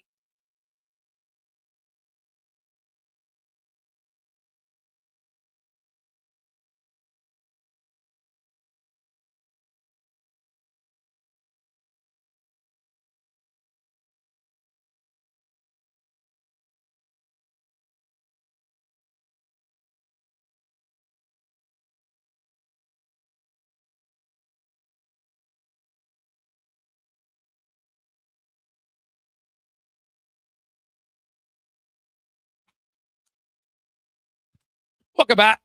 We continue on. It is draft day. If you're a National Football League fan, the NFL draft going tonight. The Raiders with the number 1 pick. A lot of people think Mendoza's going there. And then who knows? What are the Jets going to do? I have no idea. And I've been watching the NFL Insider. There doesn't seem to be a real consensus, which is great. Like if I was a GM of a team, I wouldn't leak it out who I'm picking. That's like a once-in-a-lifetime experience for someone who's worked really hard. When you want them to kind of just sit there and be surprised, oh my God, I'm going number 1, I'm going number 2, whatever. So it would be very good. So, hey, Grace, can you repeat all the names? Well, actually, you know what? The easiest thing, just go to SherbrookeLiquor.com, and they have their blog up and it has pictures and the names of all of the stuff that we tried today. And the painkiller was the rum. You had the inversion, the lemon drop martini from Cutwater. The Jungle Mai Tai, 20%. Pace yourself with that one, kids. Be very, very diligent on that one. But it actually tasted really good after the first sip was a little bit woo, and then after that, all right. I like it. It's good. Steve knows his stuff, man. He always brings in a few different ones. So I like it. This would be the Jungle Mai Tai at Specs Deck. Oh my God. I'll say Hammock Girl. She wouldn't have liked it. If you know, you know. It is the Gregor Show presented by PlayAlberta.ca. Thanks for listening. Thanks for watching. We got a lot of text we're going to get to. You know what I like? And I'm excited about this because I kind of thought it was true. I think a lot of times the vocal minority is indeed that, the minority. When I ask people what's their concern level, we didn't have many people higher than 5s. They're like, lots 4s and 5s. No one's at a 1 because, hey, it's 1-1 in the series. Anaheim's played well. Don't get me wrong. But it's not like the Oilers have played terrible. 5-on-5, they've outscored them 4-2 every game. You should win. Their special teams is brutal right now. And like their power play's not scoring. At least it showed some signs of life last game, but just that giveaway on the power play, it can't happen. You cannot make that play. Right? And now I'll just say this. If it was any other player than McDavid or Draisaitl, actually probably just McDavid, because if Draisaitl makes that, people would freak out. Imagine if Bouchard made that play. Oh my God. Like some people literally, somebody might have died because they get so mad. Like you see the redness in their face when they get angry. It might have happened. But it's McDavid. And I get that he gets a benefit of the doubt. He's played very well. But it doesn't discount the play. It wasn't a good play. That can't happen. It's inexcusable. Can't do it. He just needs to take a deep breath. And honestly, I think his coach and teammates now, it's just about Connor McDavid hasn't lost his skill. He hasn't lost his will.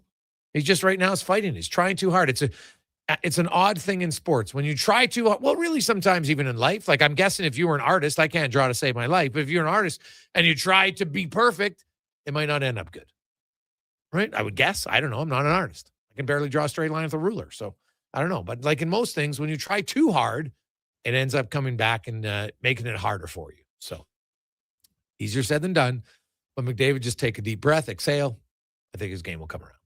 Let's get to the Spec Report brought to you by GS Construction, your underground infrastructure specialist who is hiring top man, operators, and more. Go to gsconstruction.ca/careers. Mark Spectre. So now, Spectre, are you sitting in a lounge at the airport right now? Oh, hang on a second. You're the guy that works out on the rocks one day and has a Sherbrooke Liquor deliver a bunch of booze to him the next day. Holy man. That's a pot call to kettle black. One of us is smart and one of us isn't. I'm not going to say who. So we'll let people figure it out. At a gate, haven't had my first beer of the day yet. So I actually got a rental car waiting for me at the other end, so I got to keep things pretty clean here. There you go. Now, the Edmonton Oilers last night, Spec, like, hey, obviously – It's that's a game you would love to win, but it's fascinating to me that like I've watched Connor McDavid for 10 years and he does things that most mortals can never do. We see it on a time and again basis. I honestly can't recall a game where I saw him fight the puck with errant passes like he did last night. Like I've literally never seen it before. And the play dying on his stick in the offensive zone. Like there were several plays that it got to him and then Anaheim got the puck and away it went. And that's the rare. I wrote it last night only because I have a bit of a personal rule as a sports writer that says, if I go to an event and I see something I've never seen before in my life, you should probably write about it.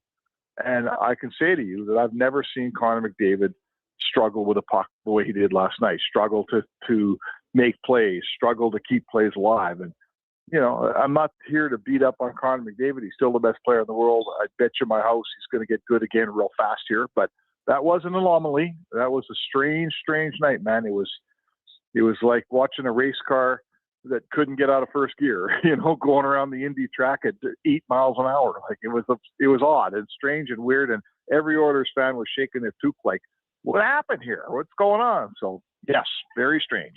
Yeah. So I don't like it's hard to want to dig deeper on a lot of other elements. Like I do think defensively as a team, they can play better. And they have to. Like I look at offensively, and I've always said this: offense isn't the Oilers' problem. Even with McDavid scoring points, if he doesn't score any points, it's whatever. But it's that giveaway on the power play that was a major part of the game. And so that just to me, it comes down to the team. Everybody needs to be better defensively, including their best players. Yeah, remember when the series started, the Oilers said, we want to play lower event hockey. We want to play good defensive hockey and make the Ducks really earn their goals. And the Ducks are more of a high-flying team, and they're more of a 5-4 team. And I think Edmonton wanted to try to play 3-2 hockey. So give the Ducks credit. Like, we've watched enough of these series in our market. All our listeners know this. It's like those classic series with LA. They want to play one way. You want to play another way. Now, who gets to dictate how the game gets played, right? That's usually the team that wins. And in this series, through 6 periods, Anaheim's done a lot more dictating. It's been 5-4 hockey pretty much both nights, right, Jay? Like it's not 3-2 hockey, and that means the Ducks are having their way and the Oilers have not succeeded in having their way. It's just simple as that. But in terms of going forward, so what are the positives? The Oilers are 5-on-5. They're scoring 4 a night, so that's pretty positive, right? Their power play, we can see it's coming. It's going to arrive here. The power play is not going to stay bad. They're close. Connor McDavid, they've scored 8 goals in 2 games. Connor McDavid doesn't have a point. I think that's probably going to stop soon, So in my opinion, the Oilers just have to dial it in defensively and start to play some modicum of playoff defense and, be a little stingier. I mean, holy man, they're giving up way too much. And they're not playing well in their own zone. They're giving up 3 goals that Anaheim doesn't have to work that hard for. And that's what's killing them. They're too easy to score on, and we should throw this in. Ingram was no better than average last night, and that's got to change. Yeah, he doesn't need to be great, but you got to make one save in a game where you're like, like in game 1, you know what? In the 3rd period, he made 2 key timely saves. They still allowed 3 goals. I don't care how many goals he allows when their offense is going, but you know what? Last night, I didn't love the first goal. To be honest, he slid across a little bit late and got to fight through a screen. Woodley's described that to me numerous times over the years. So as I watched that, I watched the replay. I'm like, okay, because he believes as a goalie, just like there's responsibilities for every player, right? When you're I look at the Killorn goal and the Oilers, you have Szymanski and then Ekholm comes to help. You've got the guy pinched along the boards in a good position where you should win the battle. You lose it. It comes loose. Now, is it a little bit unlucky that Killorn's pass, Bouchard knocks it down, which is a good play, but then it bounces back to Killorn, he scores? Yeah, it's a little unlucky, but the play shouldn't have got there. It should have stopped up high. Play better defensively. Yes. Play better defensively. Right. Yeah. Yeah, so that's... sorry, Jay, we're on the phone here. Yes, no, you're right. You described a play where the Oilers get the puck to the right spot. It's a 2-on-1 against the wall. And then they blow the play, and the puck ends up in front of the net and in their net. And, the winning goal, there's a rebound. Bouchard has, I just looked at the video. Bouchard has it. Yeah, it's right in front of his net, but there's no pressure on him. He's got time to make a play with that puck, but he just backs it towards safety, and he rings it off of Draisaitl's leg, goes right to Gauthier, and it's in the net. The one thing about Bouchard that he's got ahead of everybody is a panic level. He never panics, right? He has ice in his veins. And on that play, panic. He had time and he didn't use it. And the puck ends up on Gauthier's stick and it's in the net and you lose a game. So they got to this is a Stanley Cup caliber team that has played on many occasions Stanley Cup caliber defensive hockey. It's time to start to approach that now. You can't just play this style of defensive game and expect to win. Anaheim will eat you alive. They're really good offensively. So they'll get there. And if they don't get there, well, you know what? We'll be watching Anaheim play someone next round, won't we? Well, if you're Knobloch, he made the change in the game. He switched Savoy and Nugent Hopkins, and he had Szymanski, Roslovic, and Savoy, and they scored a goal. Nugent Hopkins, Hyman, and McDavid scored a goal. So the line changes. The line changes worked. That's the part I don't really understand. When he switched them, they worked. So and Dickinson, you can make an argument. Maybe Dickinson comes and he starts with Doc and Frederick, or maybe you switch him and Szymanski. Who knows? We'll see. But I think you're probably going to start the game with Savoy and Roslovic together. What do you think? Yeah, and sure. I like the way they ended the game. I think you have to look at it in the context, Jason, of through 5 periods or 4 periods, Savoy hadn't been very effective, right? Obviously, McDavid hadn't been very effective. So who are we trying to get going here? We're trying to get 97 going. So why don't we give him back a guy he's played with for 7 years or however long it's been? Let's give him McDavid back. Let's put the band back together with Hyman. And to me, that's what the coach is doing. It's less about Savoy and it's more about McDavid. Is that fair? Oh, yes, 100%. I saw people saying, "Oh, you got to switch the left winger on his line." And I get it. People love McDavid, but you don't have to blame other McDavid. Who cares who his left winger is? His left winger wasn't forced him to try to thread the needle on every pass. Right, absolutely. Yeah. So let's hope he's healthy to start with today, and these injuries, sometimes you wake up and they feel worse than when you went to bed. Yeah, no. Today, Knobloch said no. He said it's he feels there's no issue with it. And you were there in the room last night. McDavid was walking. There was no limp at all in and out of the room. And Knobloch said today he sees no ill effects from it afterwards. I think it probably scared him more than anything a little bit. I get it, right? You're a thoroughbred and there's a little tweak there. Oh, my God. But he was walking around fine. He came back. I saw him he was accelerating up the ice. No issue with McDavid. I think, McDavid's issue, and it's so odd to say because this guy has been elite for a decade, but he just had a tough game, right? Even game 1 wasn't like this. Game 2 was a continuation and even more because of just some, I've never seen him throw the puck away in his defensive zone to no one on a power play. I've never seen it before. No, that was, hey, how do I say it? We've covered when you're Connor McDavid, you get a break. You're as a writer, when I'm watching Connor McDavid and he has a bad game, it doesn't make my copy. When he has 2 bad games, it doesn't make my copy. I'm not here to beat up Connor McDavid from 2 bad games because he has so many good ones. But this was the one night that everybody looked at it, just said, "Oh my God, what's going on here?" It was odd, and I don't think it's going to last, Jay. Wow, it would be, I don't know many people, if they had to put their money where their mouth was to wager to say, hey, I think that the Connor McDavid struggles are going to continue. Right. Right? I wouldn't think so. The power play is a key here. I think so. So let's think of ways that, even the greatest player in the game could use a boost of confidence. So where's that confidence coming from? Hopefully for his sake, it comes at even strength. He does something great, but more so, this power play needs to get rolling here, right? Somebody needs to put a puck away in the power play. Let's get a little confidence there. Let's start by skating off after a power play with a goal under your belt instead of another, close but no cigar. And that will bleed into the regular, your even strength play, in my opinion. So Hyman said it last night. He says, hey, sometimes you just need one to pop. You just need something to go in and it goes. And the Ducks have a nice power play. It was 23rd in the league this year, Jay. Edmonton's was first. They're not going to continue to win the power play battle throughout this whole series. And again, if they do, and they figure out a way to do that, well, all bets are off. Yeah, the penalty kill is one area where we can talk about a little unlucky bounce here or there, but whatever. They miss Henrique, there's no question. Not that he would solve every problem, but they do miss him. Throw Dickinson, that's another guy. They're going to need guys on there. What did you make of the Darnell Nurse penalty in the first period? I didn't like his penalty in game 1, but I'm not sold that penalty was even a penalty in game 2. The one in game 2 was pretty ticky-tack. I didn't think it was much. I watched the replay and thought, sure. I'm not here to carve up the refs. Did it look like a penalty? I suppose. Did it have to get called? Not a chance. The one he took in game 1 was just the referee looks almost like you put the referee in a bad spot.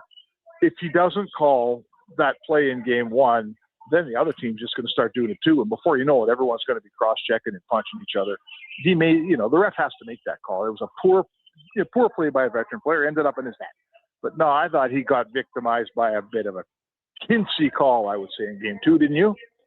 Yeah, that's people saying bad penalty. I'm like, dude, I didn't think that was even that much of a penalty. No. I think I will say that's 2 goals with him in the penalty box, and him and Murphy have been pretty good on the penalty kill together. So, ideally you'd like him out of the box, no question on that. A last one for you, Spec, is the they switched to Anaheim. Do you think Joe Quenneville, he didn't try to get any matchups really? He rotated his lines the way he wanted. And both coaches said it beforehand that they didn't expect there to be hard line matchups, but now the Oilers are on the road. Do you think there's a matchup Quenneville's going to really push for? Or is it it's his defense? He wants his top 2 pair of defense out against McDavid, one or the other, and he splits it pretty even. Sure. But do you think there's a forward line matchup that he's going to do? Well, did he play Washy against him as much in game 2 as he did in game 1? Well, Washy played a little bit less than game 1, but he's still he played second most minutes in game 2. Right? Yeah. And him and Carlson, it's basically been those 2 lines switching. Right. So my point to you is this: whatever I'm doing against Connor McDavid right now, I ain't changing it. Right? Whatever my plan is, I just shut out the best player in the world 2 games in a row in the playoffs. So don't think I'm going home with a big new idea or a new plan. Are you kidding me? Doing exactly what I'm doing. Okay, so you think Carlson and Washy? All right. Oh yeah. I'll say don't this: change anything, man. How'd you change anything? Yeah. Well, you're telling me, and Tim Washy. I was looking up his numbers this year. Tim Washy has not been a guy who, in the regular season, was playing against elite players all year long. So I'm telling you, I would take this matchup all day if I'm the Edmonton Oilers.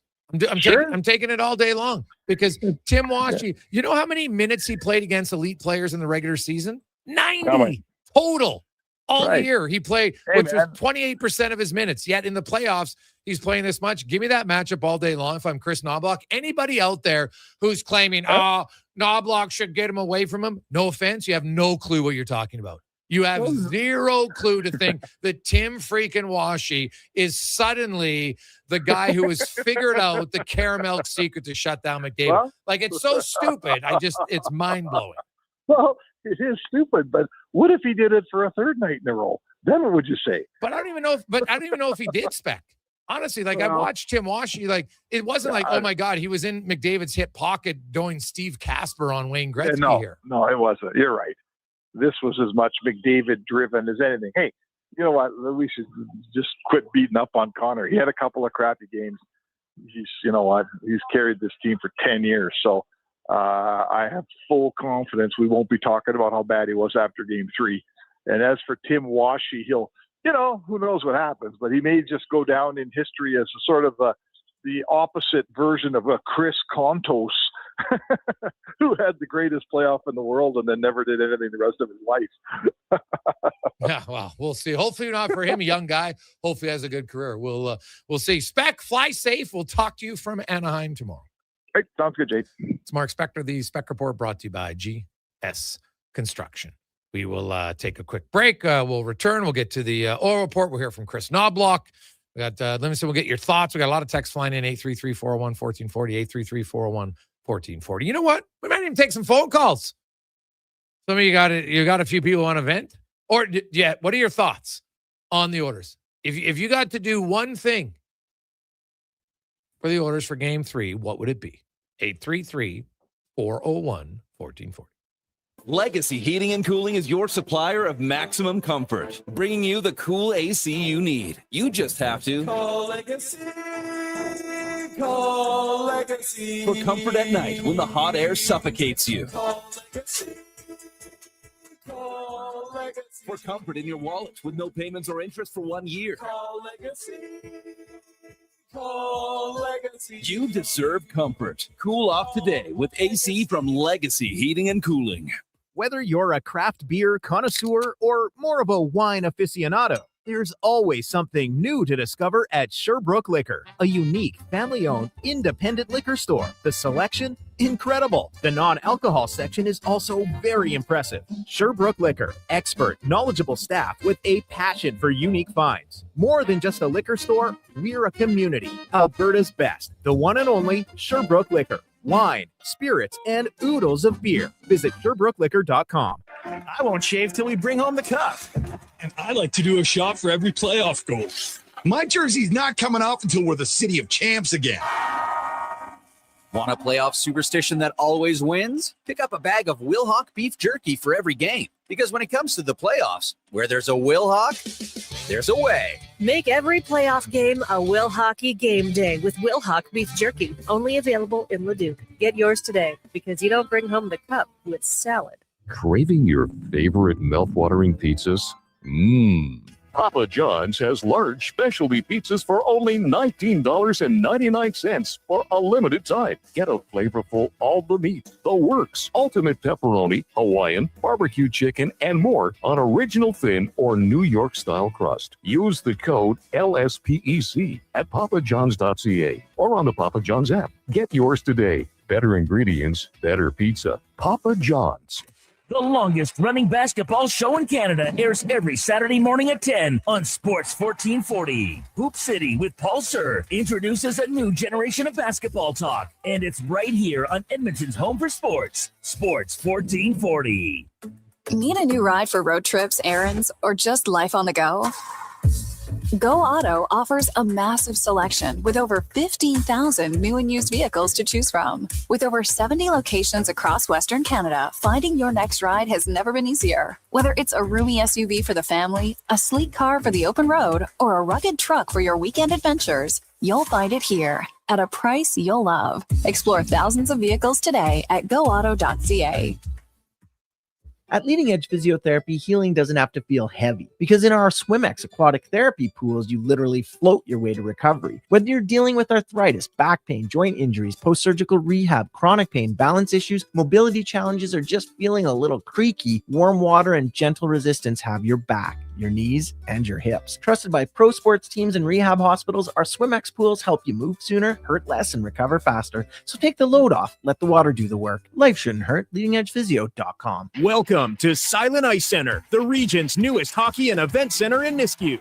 Featuring 2 NHL-size ice surfaces, premium seating, private suites, and an electric atmosphere. From elite hockey to major tournaments, concerts, and special events, this is where the action lives. And with Summit Restaurant overlooking the rink, every event is a full experience. Silent Ice Center, built for champions, built for the community. Book your ice, your event, or your next big night at Silent Ice Center. Email booking at silenticecenter.com. Hey, it's Jamie from Green Drop Lawn Care. From the big mall in the west to the Arena District downtown, Edmonton is beautiful. But when I see your lawns, I know one thing's for certain. Weeds are coming. Be proactive and take advantage of our early bird savings until April 30th. Green Drop has been Canada's lawn expert since 1979. And they're in your community, keeping your yard looking beautiful with affordable lawn care packages that include fertilizer, weed control, drought fighter, and more. Visit greendrop.com. Debt can take over your life. The stress, the constant worry, it can feel like you're drowning.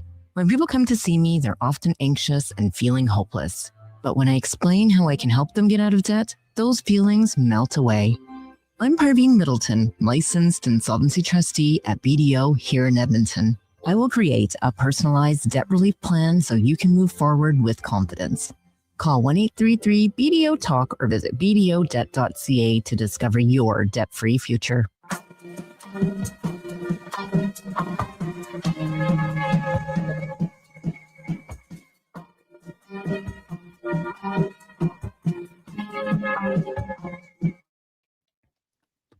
Portions of this hour brought to you by Sherbrooke Liquor, the best place for wine, cocktails, and beers from all over the world. Also a variety of excellent and non-alcoholic options. See more at SherbrookeLiquor.com. The Jason Gregor Show, the best of Edmonton sports talk and beyond. This is Sports 1440. Presented by PlayAlberta.ca, Alberta's only regulated online gambling website.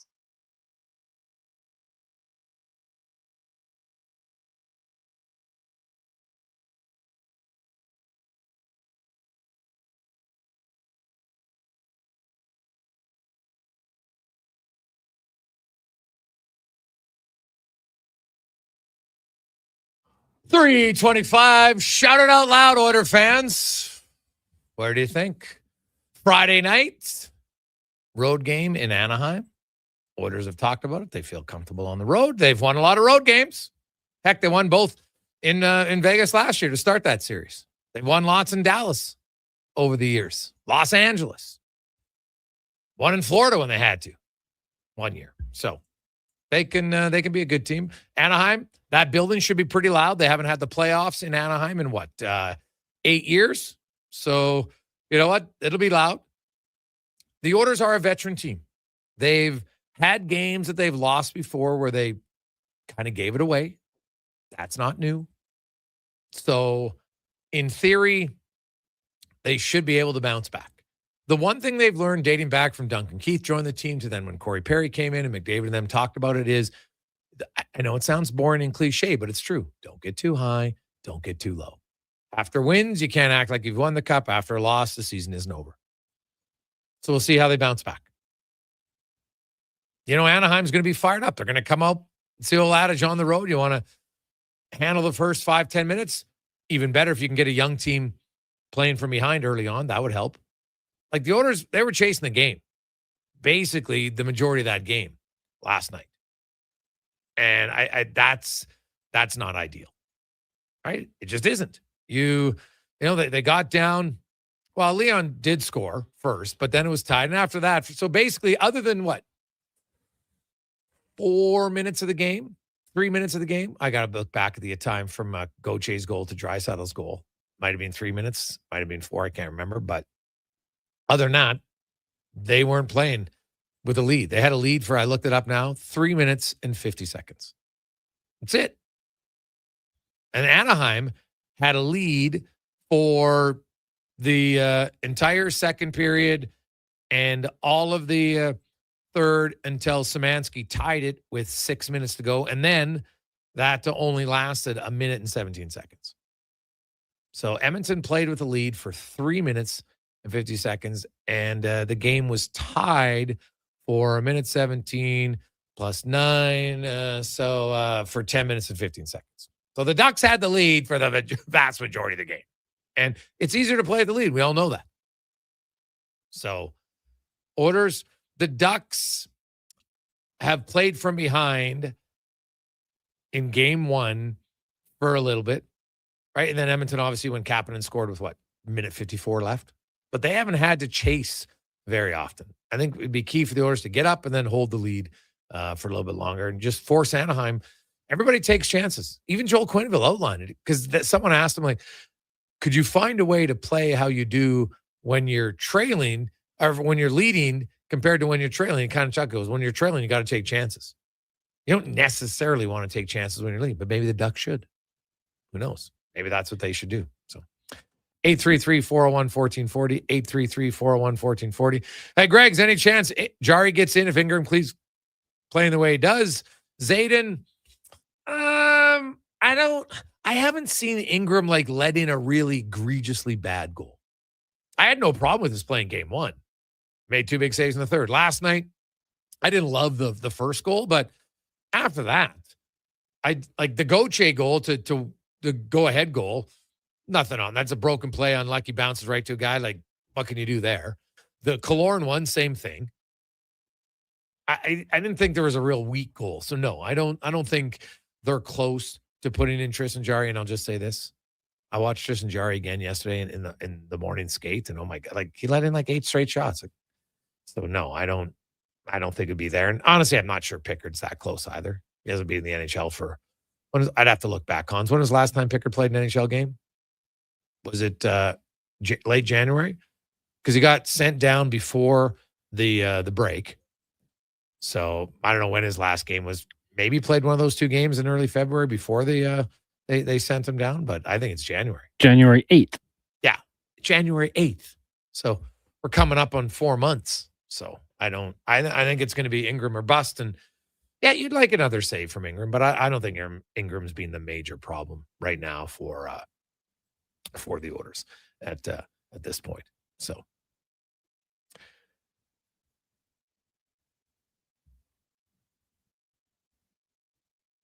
Hey, guys, 833-401-1440, 833-401. I don't like my voice or I'd call in, but I actually don't think the Oilers have played that bad, but I'm surprised at how bad their passing is. Any reason why not just McDavid? It's a good question, Steve. I watched and I started to take note where there was times where the Oilers not under pressure, just a simple breakout. You're coming up the neutral zone. You're looking for the guy on the wall, passes in his skates. And there's no reason, because I know they're all capable of making that pass. They're in the NHL. Like, you're in the top 0.001%, right? Like, they're that good. So why, what happens? I don't know. I think to me, it's between the ears. So I just think the group needs, last night's game, it just, like, the frustration seemed to build. But they still tied it late, and the place went crazy, and you're thinking, okay, Oilers, when Szymanski scored, how many people thought the Oilers were going to come back? Probably more than thought they were going to give up another goal a minute, 20 seconds later, right? Because that's kind of what the Oilers do. It's in their DNA.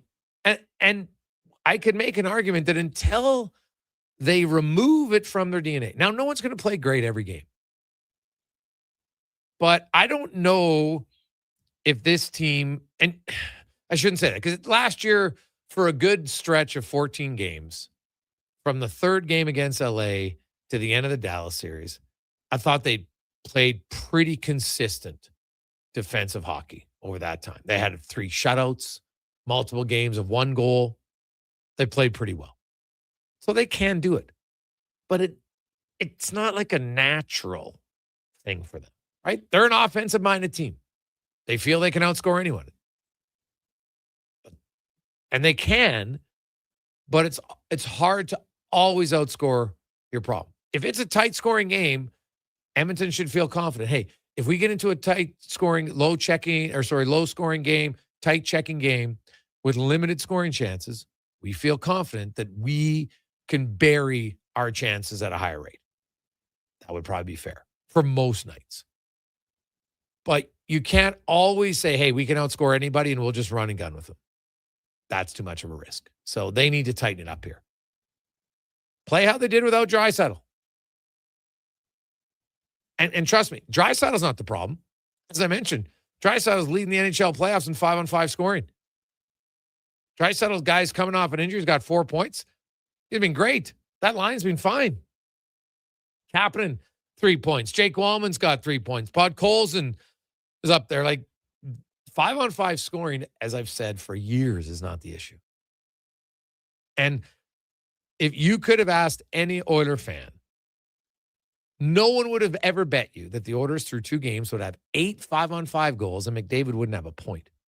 No one would bet that because he's always a big part of their offense. So the offense isn't a problem. Defensively, they got to be better. From goaltender can make a few saves, no problem. But I'm not putting the loss last night on the goaltender. It's 1 game. I think the Oilers can bounce back. Doesn't guarantee they will, though. That's what's great about the play. That's why you watch. That's why you're intrigued. That's why you're a little nervous. You're like, yeah, I think they'll win, but geez, it's not great. They've got to be a little bit better. No doubt in my mind. Let's hear from head coach Chris Knobloch on the Oilers as we get to the Oil Report, brought to you by GoAuto.ca.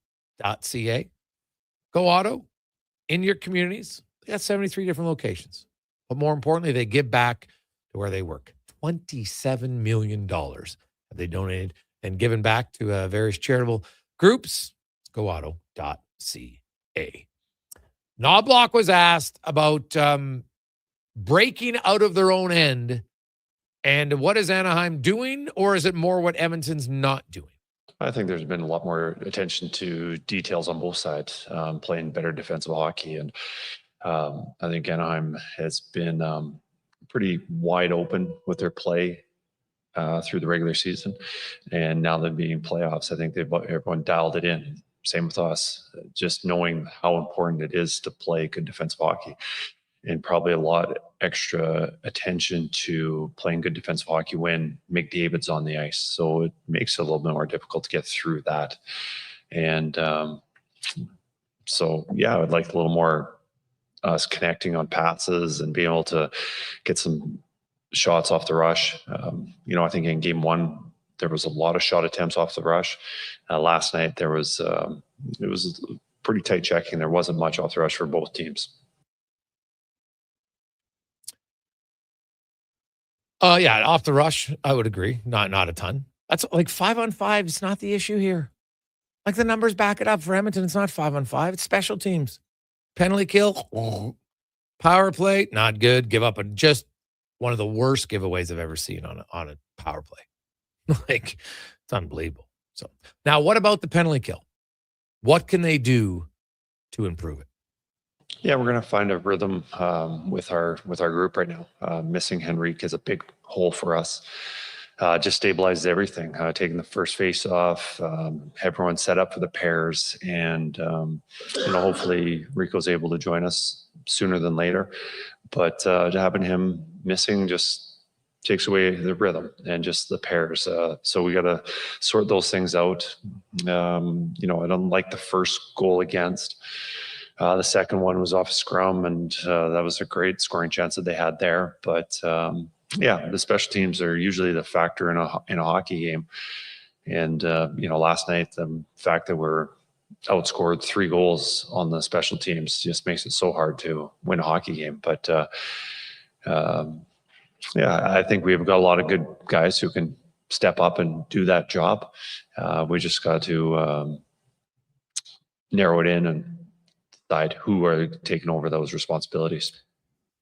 Yeah, so without Henrique, so you've got Savoy. Szymanski played last night, was on ice for both the goals. Against didn't have an impact in the one, but definitely had an impact in the Killorn one, simply because that's a battle where he's in great position. He's right there, and didn't get it, and that allowed the play to continue, and then they score. What about the second period? Because you've given up 3 goals a game. Usually you want to give up 3 goals a game. You're giving up 3 goals a period in the second period in each of the first 2 games. What has gone wrong in the long change? I'm not sure. Obviously, the second period, you can get hemmed in a little bit more. I know in game 1, puck play, breaking it out, we're trying to do stuff that's not there, and we ended up having to defend. Last night, I'm not really sure what was the result, but it's usually second period is a period that we usually excel in. But, it's a short sample size. It's 2 games, 2 periods. But, we want to, have the efforts that we have in the first period and carry those through. Yeah.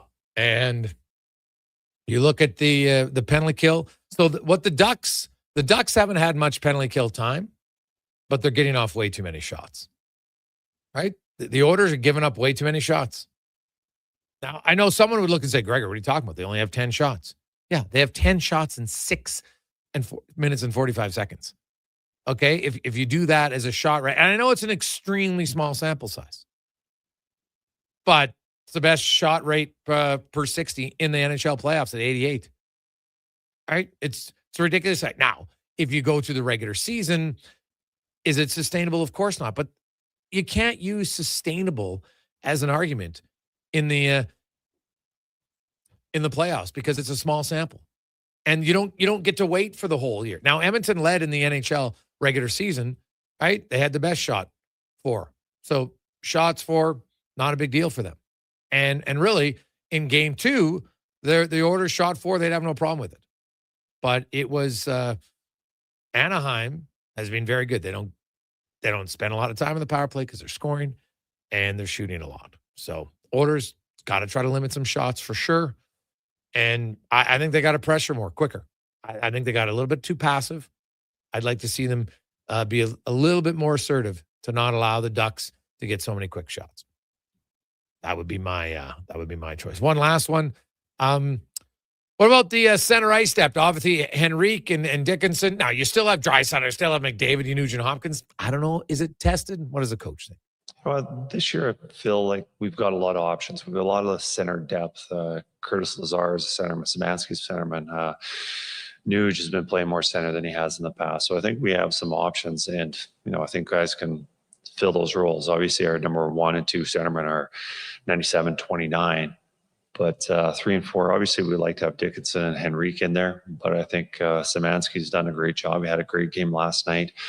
Lazar can fill that role, and also Nuge. So, I don't think we're weak in that area because I think this year we do have a lot of options that guys can slide into those positions. Definitely they do. And, we saw, hey, Szymanski, that line worked. Dickinson, like Szymanski's 5-on-5 play was great. It's penalty kill. Like, that's why I sometimes people overlook penalty kill. Oh, it's only a few minutes. It's a few minutes, though, where the rate of goals is massively higher than the rate of goals on 5-on-5. So that's why your penalty kill matters. That's why special teams doesn't matter. No, it matters significantly. Look at last night. 5-on-5, Edmonton outshot him by 9, outscored him 4-2. The majority of the game was played 5-on-5, but the Oilers lost the game. Why? Because they got crushed at 5-on-5. Sorry, on special teams. That's where they got crushed. Penalty kill, power play has to be better. It's the most easy thing to see in this series, and it's got to improve. And now, historically, you would think the power play would get going, but there's no guarantee the penalty kill will improve. That we know. We're talking the best power play over 5 years, the best power play again this year. I don't have concerns with the power play. It's fair to have concerns on the penalty kill because their penalty kill can be massively inconsistent. And right now, it's in a funk. They got to figure it out.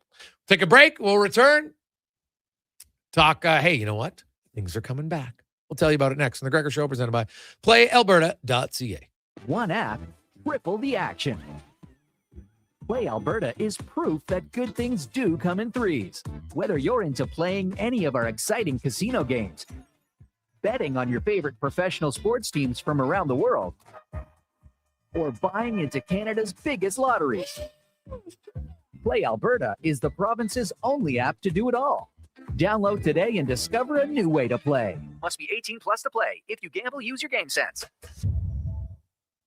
Legacy Heating and Cooling jingle auditions take one for Gene Principe. Hey, thanks for being on time. I'm always punctual. Now, how about some cool beats while I drop the heat? Ready when you are. Tall legacy, tall legacy. Nice. Boom! I'm a musical genius. Legacy's going to love this for AC season. What's not to love with no interest and no Principe payments for 1 year? Are you always like this? Yep. Unlike Legacy, I never know when to cool it. Legacy Heating and Cooling. Day or night, tasting just the right.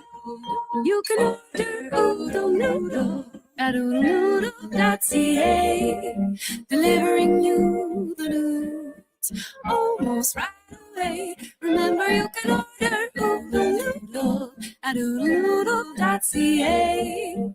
So stay on your couch all day and order oodlenoodle.ca. Oodle noodle. Do you listen to sports radio at work? Like right now? Well, do you? Who, me? No way. I swear. Okay, friend, we won't tell. Tens of thousands of sports fans listen to Sports 1440 each and every day. On the radio, on the listening apps, on YouTube, and on social media. If you listen to Sports 1440 at work, well, maybe it's time to advertise on Sports 1440 at work. Grow your business. Get your name out there. Shoot our ad team an email. Gregor@sports1440.ca. Let's get to work for you. Who's that working on the underground utilities over there? All-Star Construction, that's who. What about the street lighting? Yep, All-Star Construction. And the directional drilling, hydrovacing, neighborhood renewal, and telecommunication work? Yep. Since 2009, All-Star Construction has been doing all that and more, shaping and building Edmonton communities for land developers all around Edmonton. That's what All-Star Construction is all about. Fountain Tire. The savings come in threes. Up to 25% off select tires, a mail-in rebate of up to $100 off a set of 4 select tires, and $50 off a $150 service. We're basically the BLT of savings until April 25th. Restrictions apply. Book today. Everything is going to be okay. If you're feeling the weight of too much debt, you have options. I'm Dan McDicken, a licensed insolvency trustee with Favor. Becoming debt-free is possible, and a personal bankruptcy or a consumer proposal will get you there. Schedule your free Favor Focus focus session at faber.ca today. You'll learn how a consumer proposal will eliminate your debt by paying a percentage of the amount owed without interest. At Faber, we've got your back. A long weekend pit stop without a Toyota Prius plug-in hybrid can be hectic. But when you get a Prius plug-in hybrid during Red Tag days, you can take advantage of an estimated combined range of up to 962 kilometers and get there with fewer stops. Take advantage of Red Tag days on now. Eligible customers can receive up to $7,500 in rebates, including a $2,500 federal rebate on select 2026 Prius plug-in hybrid models. Visit shoptoyota.ca or your local Prairie Toyota dealer today. This May, look for your census letter in the mail.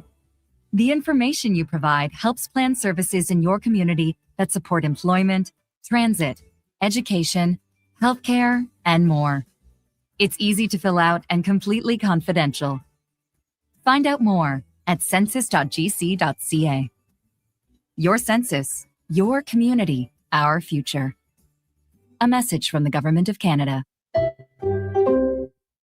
Professional golf is coming to Blackhawk Golf Club this fall. The ATB Classic, presented by Building Trades of Alberta, brings the stars of PGA Tour Americas to you. Enjoy the ATB Fan Zone, presented by Michelob Ultra, where golf meets festival vibes. Upgrade to VIP-covered terrace seating with premium food and beverage options. September 17th to 20th. Tickets start at just $25, and the first 250 buyers receive a PGA Tour Americas commemorative gift. Get yours at atbclassic.com.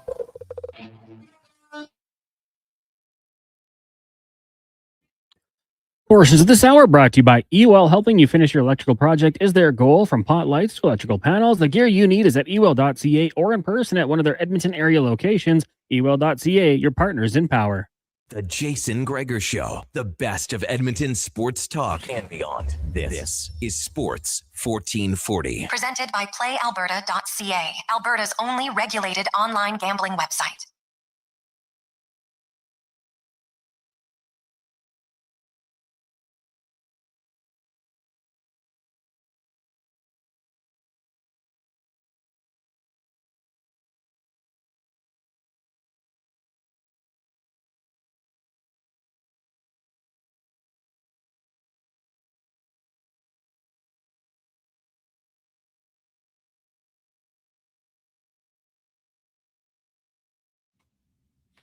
$3:49. Welcome back. Jason Gregor, Connor Halley, Sports 1440, sports1440.ca, YouTube, Facebook, X, and Instagram. Do they have like a 6-hour pregame show, Connor Halley, for the NFL draft? Is that what's on TV here?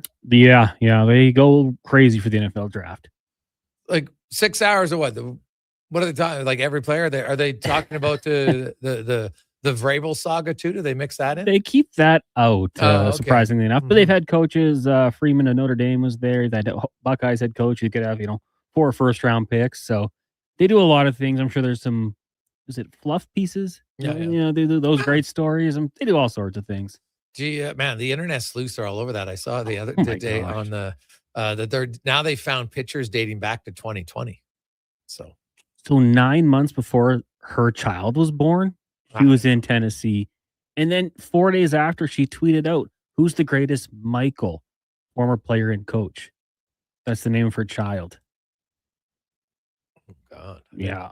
I didn't know that. It's the internet sleuth, as you say. They're doing work today. Oh my goodness. Yeah. And now he's skipping day 3 to go to counseling. It's just TMZ here. Yeah, that's. You think he's going to stay on as the head coach? I think so. Yeah. I mean, it seems like it's a bit of a distraction. I know just before this all kind of broke, he had a statement to one of his players about being careful what you say and do on social media. And then this all happens. So I'm not sure, but it's crazy. Yeah. It's I didn't want to talk about it at first, but so much has happened. Now it's just he forced our hand. Yeah. Let's get to the Racing Report, brought to you by Cantork, made in Canada, made for Canada, where extreme isn't theoretical. Find your solution at cantork.com. As Colin Livingston joins us once again. CL, how you doing? Just loving life here, man. What about yourself? Oh, it's good, buddy. It is good. There's, the city's a little bit topsy-turvy today. That's what's great, man. We love the emotions of the playoffs. If everybody agreed, it would be pretty darn boring. How do you like the bandwagon? Well, you know what? Hey, the great part about it is people jump off, but they jump back on quickly, or vice versa. So it's rarely. I think there's always an open seat. I think that's what people like. There's always an open seat.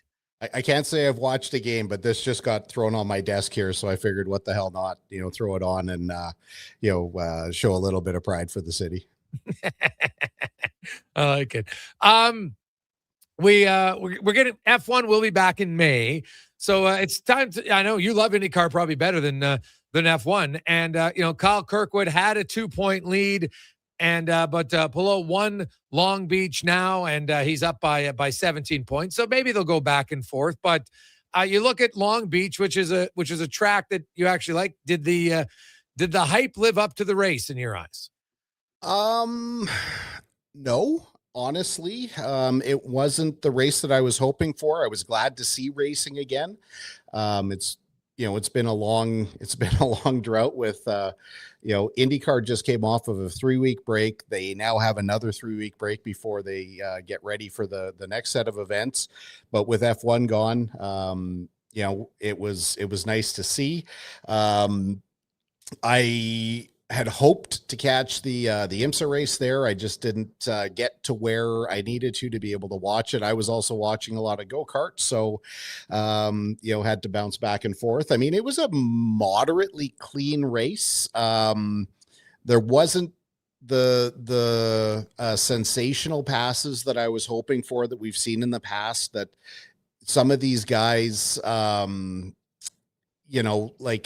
Will Power, for example, was fast all weekend, had a great overall race until the last pit stop, was running in the top 10, kind of got boxed in as he was leaving the pits, hit one of the crew members from AJ Foyt, which is, aside from being, a serious situation, no driver, it wouldn't matter what the scenario is. They're never going to take a chance like that. But it was just a reactionary thing where Will was kind of pulling out. He thought he was going to hit, I think it was Lundgaard, kind of swerved back. And when he swerved back, he drove over the feet of one of the crew members, resulting in him starting at the back of the field.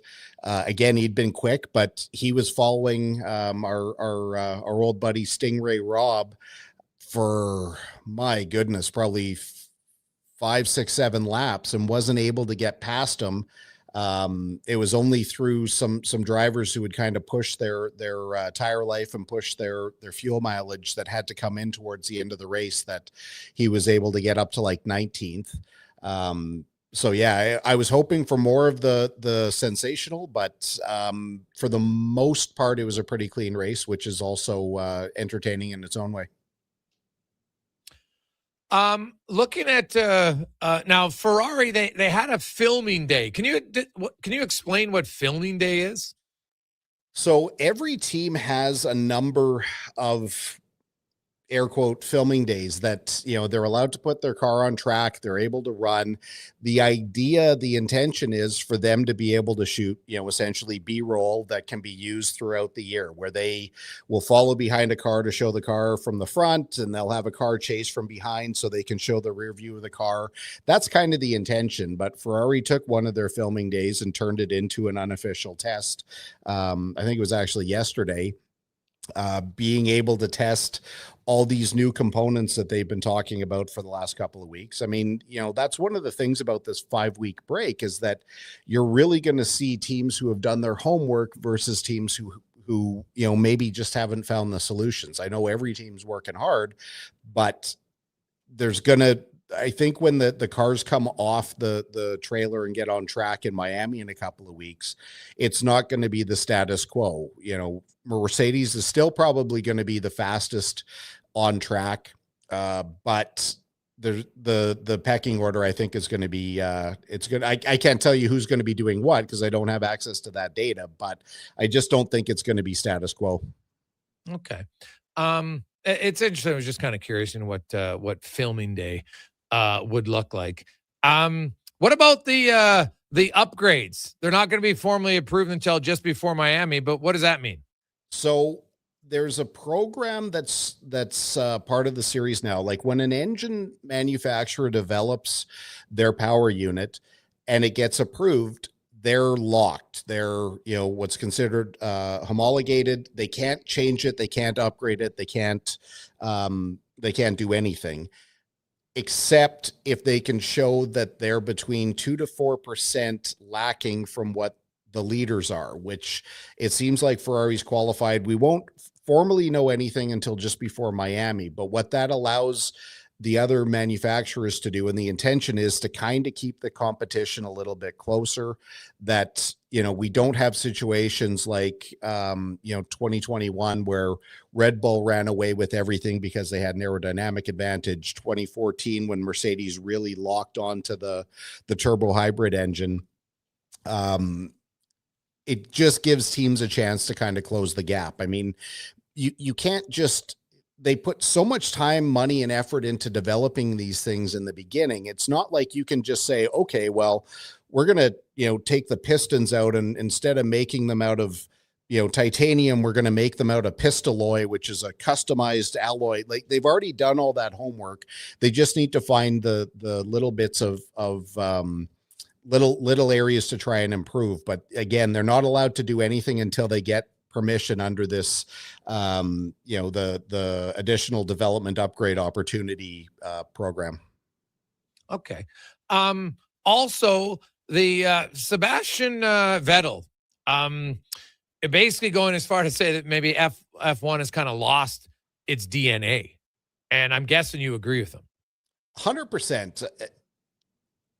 I want to be really clear. Like, my objection is that a Formula One car should not be losing speed until it gets to the braking zone. Like, we're seeing, cars top out at, 330 kilometers an hour. And before they hit the brakes, they're slowing down to 270, 260, 250 before they even decelerate, because they've run out of battery power. And this is not, it's not really the intention of how this is supposed to run. I mean, Vettel put it best. He says, the DNA, like the basic operation of the sport is to put the fastest driver in the fastest car. And, like we talked about a couple of weeks ago, when Lewis was asking about how to make the overtake, they told him to slow down, to use less throttle in a corner so that he had more battery later on. Like, it's just wacky. It's kind of gimmicky. But for me, the biggest issue is the fact that Formula One doesn't see this new formula as a problem, this set of guidelines. Stefano Domenicali, the CEO of the sport, said everything's great. If that's their belief, and if that's their philosophy, then it really seems like they're trying to move the sport more in the direction of the Drive to Survive fans, who are, I swear I'm not trying to be disrespectful, but they're new fans. They don't have the same education. They don't have the same understanding of what the sport was 10 years ago, 20 years ago, 30 years ago. And they're trying to move the sport towards more of the sensationalism, instead of going back, understanding that this is probably not the most entertaining form of racing in the world, and to go back to a formula where you can, a driver should just be able to get in the car and drive it. I mean, there's obviously a number of driver aids and things that they do in the car, but you shouldn't have to look away from what you're doing on the racetrack to look down at your display, so you know how much battery power you have left, so you know how, it's just become silly. Colin, what do you make of the rumors? Dave asked about that Ferrari's building a new engine that has the matching compression ratios as a Mercedes, so they have a better chance to win. Can they even do that? They can spend their money on whatever they want, and they can try and match the compression trick that it seems like Mercedes has, where they actually increase their compression ratio as the engine gets hot. It's not as simple, like I was saying before. It's not as simple as just changing components. There is a massive amount of engineering that needs to go to it, which really, after they've already developed the car, to go back and redesign to that level is going to be extremely expensive, which will really affect them as it comes down to the budget cap.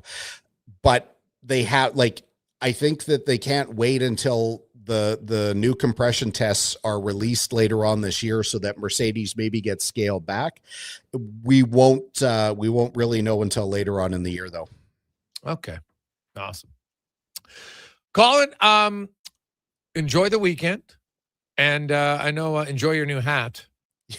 Yeah. And maybe you'll wear it on a Friday night for the playoffs. We'll see. I'm scheduled to watch the game with my daughter on Friday. So, it's I have a hard time saying no to women the best of times, but when it comes to my kiddo, whatever she wants, she tends to get. So this will probably help me, though. It almost sounds like the front of the building's going to come off with the win that we've been getting today. Oh, dude, is it ever? Imagine racing could you even race in this wind?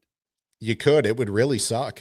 You couldn't, in this temperature. No, I've actually done it. It is indescribably uncomfortable. No, I could imagine. Yeah. I couldn't believe how windy it was. Literally a younger, thinner Gregor might just get blown over today. It's pretty windy out there. So, back in the day when you had all that hair, it could be gone anyway. Well, that's true. It would have been like a 2 pages flapping off. Wouldn't it look good? Not good at all. So, Call, have a great day, buddy. We'll talk to you next week. Okay, man. Thanks a lot. There you go. That's Colin Livingston, the Can Torque Racing Report. When we return, we got lots more. We got a lot of good texts coming in at 833-401-1440, 833-401-1440. Lots of ones kind of wondering, hey, what can happen? Others saying, hey, serenity now. It's one game. It's not like the Oilers are down 0-2. He goes, Gregor, I'm listening to people talk all over. It's like the Oilers have lost both games. Steven, McDavid and Bouchard have yet to make an appearance. To me, that's a good thing. From Frank. Frank, you're probably right. See how it goes. Let's get to Connor Halley and a Sports 1440 update brought to you by Hire Good for professional services you can feel good about. Get Hire Good. Site cleanup, debris removal, seasonal maintenance, and more. Visit hiregood.ca. Hire Good. Stable jobs create stable lives. This is a Sports 1440 update. 3 games tonight in the Stanley Cup playoffs. The Bruins and the Sabres meeting at 5 cents, trying to get back into their series at 5:30 against the Kings. And at 8 o'clock, Avs in LA taking on the Kings, up 2 games to 9. In the association, the Raptors, they'll host the Cavs, tip-off 6. Cleveland leading 2 games to 9. Hawks meet the Knicks at 5, and at 7:30, the Nuggets in Minnesota taking on the Timberwolves. Major League Baseball, 2 games underway. Top of the 9th, the Rockies lead the Padres 8-7. Padres threatening with runners on the corners and no outs, while the White Sox and Diamondbacks tied at 1. Earlier today, Braves over the Nationals 7-2. Brewers fall to the Tigers 5-4. And the Cubbies get past the Phillies in extras 8-7. Later on tonight, Yankees, Red Sox, Mets, Twins, and the Pirates taking on the Rangers. AHL playoffs, Condors hosting Coachella Valley game 1 just after 8 o'clock. And the NFL draft 2 hours away. The Las Vegas Raiders holding the number 1 overall pick, expected to take quarterback Fernando Mendoza out of Indiana. Coming up in hour 3 of the Jason Gregor Show, we'll get to the stat of the day, ask 5 questions, and be joined by former NHLer Nick Kiprios. I'm Connor Halley. This has been a Sports 1440 update. Sports 1440, Stingray Radio Station. CKJR broadcasts from West Edmonton Mall and Wetaskiwin. Download the free Stingray music app and listen wherever you go. At Booster Juice, doing good tastes really good too. From now until April 26th, every purchase of a Mood Booster Ball will help support the Community Booster Fund. So while you're enjoying a Mood Booster Ball made with caramel, marshmallows, and peanut butter, you're also supporting athletics, community, and educational initiatives across Canada. Let's fuel healthy communities together. Have a great day, buddy. We'll talk to you. Please visit boosterjuice.com. Booster Juice, Canadian-born, blending since 1999. Wondering what you can afford? Let Go Auto do the math with our free car loan calculator. No pressure, National no awkward football. convos, just quick answers on your budget and payments. Bad credit? No credit? We got you. Text CHECK to 780-777-7777. That's CHECK to 780 all 7. Find out what you qualify for and start shopping with confidence. Go Auto. Drive what you love with payments that make sense. As we all try to figure out when winter will actually stop and spring will finally be here for the season, GS Construction moves ahead with their plans for the year. From planning and digging to laying out underground infrastructure, construction season is limited, so we make every day count. And that's why GS Construction counts on our team to get the job done right. Crews are getting back in action across the city, and we'd like you to join us. We're looking for experienced top men, pipe layers, operators, and surveyors. For more, visit gsconstruction.ca.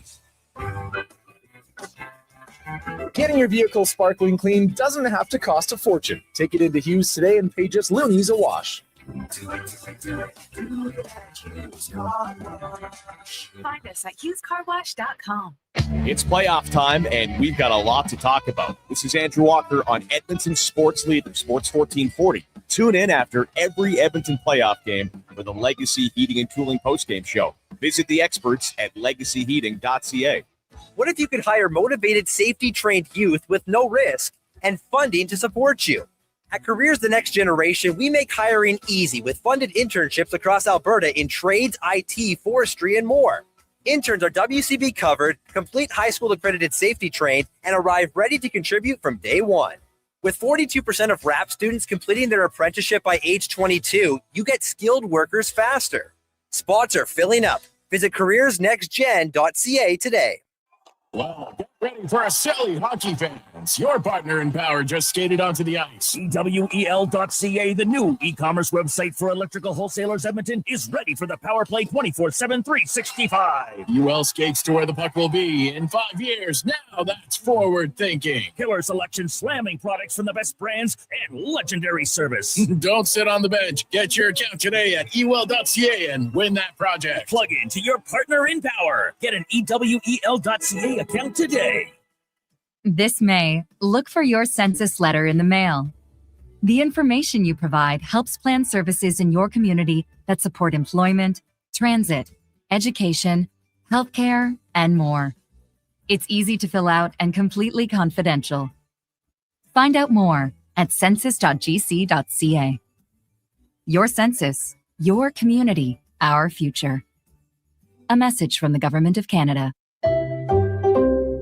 What is this? A mowing a giant sale sign. It's for Canadian Tire's spring big red sale. I think they meant like big savings, not this. Save up to 50% at Canadian Tire's spring big red sale, April 23rd to 30th. Exclusions apply. Details online.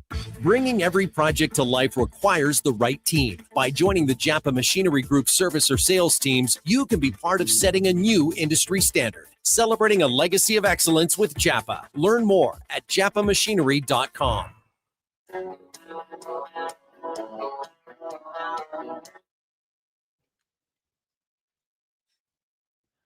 Portions of this hour brought to you by Elks Nation. Check out elksnation.ca. Articles, podcasts, and more breaking down the green and gold. The most in-depth WE football coverage, elksnation.ca. This is Sports 1440, where Edmonton talks sports. On YouTube, Facebook, and X. Here's Jason Gregor. Brought to you by playalberta.ca.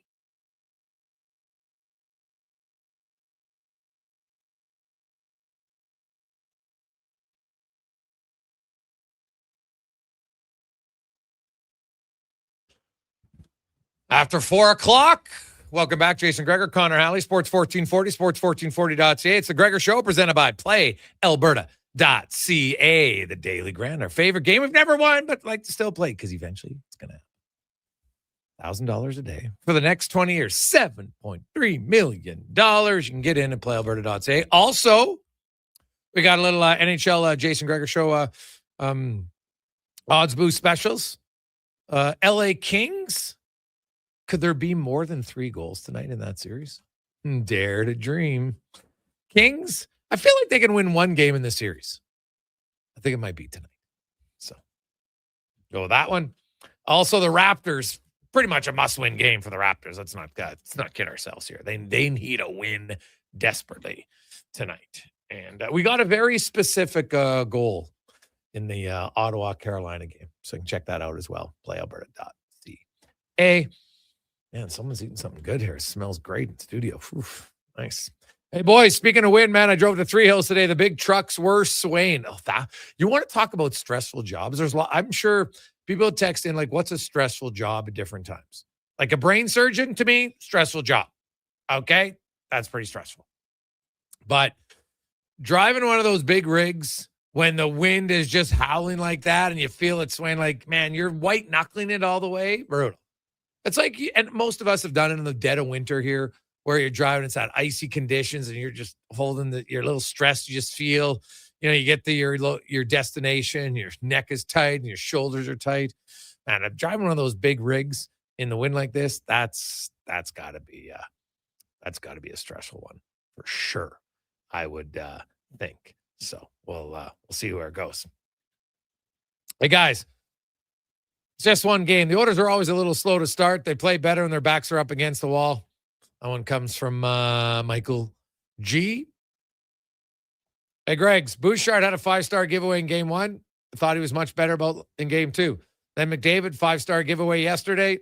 Multiples, that won't continue. Hopefully the power play picks up and we'll continue our strong 5-on-5 play. Not too concerned. From Jerry. Hey, guys, that shorty was what annoyed me the most. It was inexcusable. Anaheim was reeling a bit. We just scored. We were building momentum. It felt like the Ducks were poking the bear. From Stu B. I agree. Right? Like some of the timeliness of, and that's what's so great about the playoffs, the momentum swings. Just when you think you have it, like when the Oilers tied, the building's going crazy. Lose a face-off clean, point shot. I know there are some people suggesting that, Draisaitl didn't know where he's going.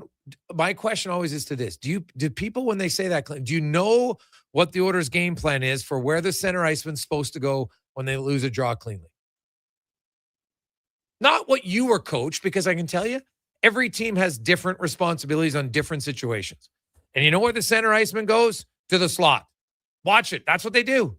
And if you watch the play, so it's a point shot that comes through. It's not Bouchard controls the rebound, goes to shoot it away. He shoots it away off of Draisaitl's stick. And the Oilers actually had the Ducks outmanned 4-2 in the front of the net, the danger area. And then the puck ricochets off Draisaitl's skate over to Gauthier, who's kind of coming out because he was late coming off the boards. If you watch the replay, it was very late coming off the boards. Because you know why? Because he stays there as an outlet for the point shot. But his winger doesn't stay on the boards, and the center doesn't stay with him. He's not supposed to. So then it takes his bounce off of Draisaitl's skate right to him. And someone says it's a bad defensive read. What? No. I don't think you understand. The defenseman off of a lot. Now, different coaches will have different strategies. I know in the offensive zone, there's lots of teams. If the center iceman loses the faceoff into the corner, it's not the winger on the boards that goes attacks. They want the center iceman to go attack in the offensive zone, right? There's different responsibilities. It's not just a standard, if you lose a draw, A goes to B, B goes here all the time. It's different. Each side of the ice is different. And it depends, where did you lose the draw? Did you lose the draw back to the wing? Did you lose the draw to the point? There's lots of different plays, and it's a quick split-second decision. If you watch it, Draisaitl doesn't hesitate. He goes right to the middle, which tells me that's where they're supposed to go.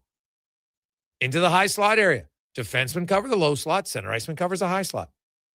When Bouchard's clearing attempt goes off his skate, that's not a bad defensive coverage. It's a little bit of bad luck, right? And you don't want to lose faceoffs cleanly, but it's another great example of anybody who tells you faceoffs don't matter in the defensive zone. Like, what? If you want to bring up neutral zone faceoffs, I'll agree with you. I can see a lot of neutral zone faceoffs. Heck, I remember Jared Stoll telling us at times he would try different things in the neutral zone because he's like, you know what? I don't want to give away what I want to do in the D zone. So sometimes you might let a guy beat you once in the neutral zone because you're setting it up for an offensive zone or a defensive zone faceoff, which is where goals can be scored. Rarely are you win a faceoff and you go back to the guy and then he has a stretch pass up the middle on a neutral zone draw. It's very, very rare, right? It just is. So I get the difference. But think about it. The Oilers have lost 2 faceoffs cleanly in this series that led directly to goals.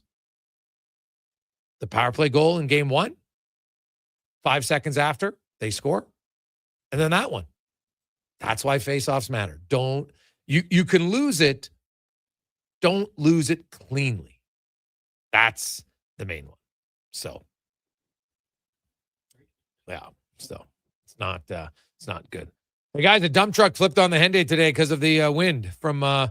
Yikes, man. Hopefully everybody's all right. We got more actually flipping on the freeway, hot water tanks, and geez, yeah, it's no joke, man, when it gets that windy out there. So to all of our big truck drivers out there today, anybody maybe in a 3/4 ton, one of those work trucks where you got things on the back, drive safe.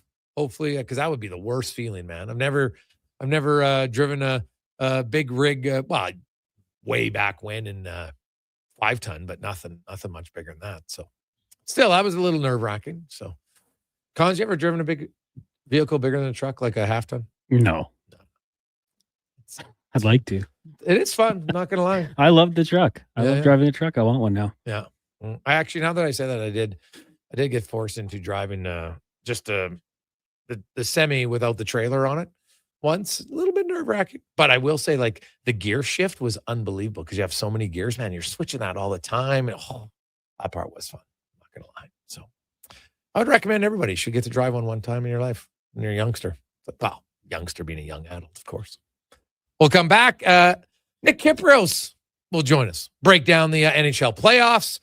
Lots of thoughts and lots of different series coming up next on The Gregor Show, presented by PlayAlberta.ca. Legacy Heating and Cooling is your supplier of maximum comfort, bringing you the cool AC you need. You just have to call Legacy.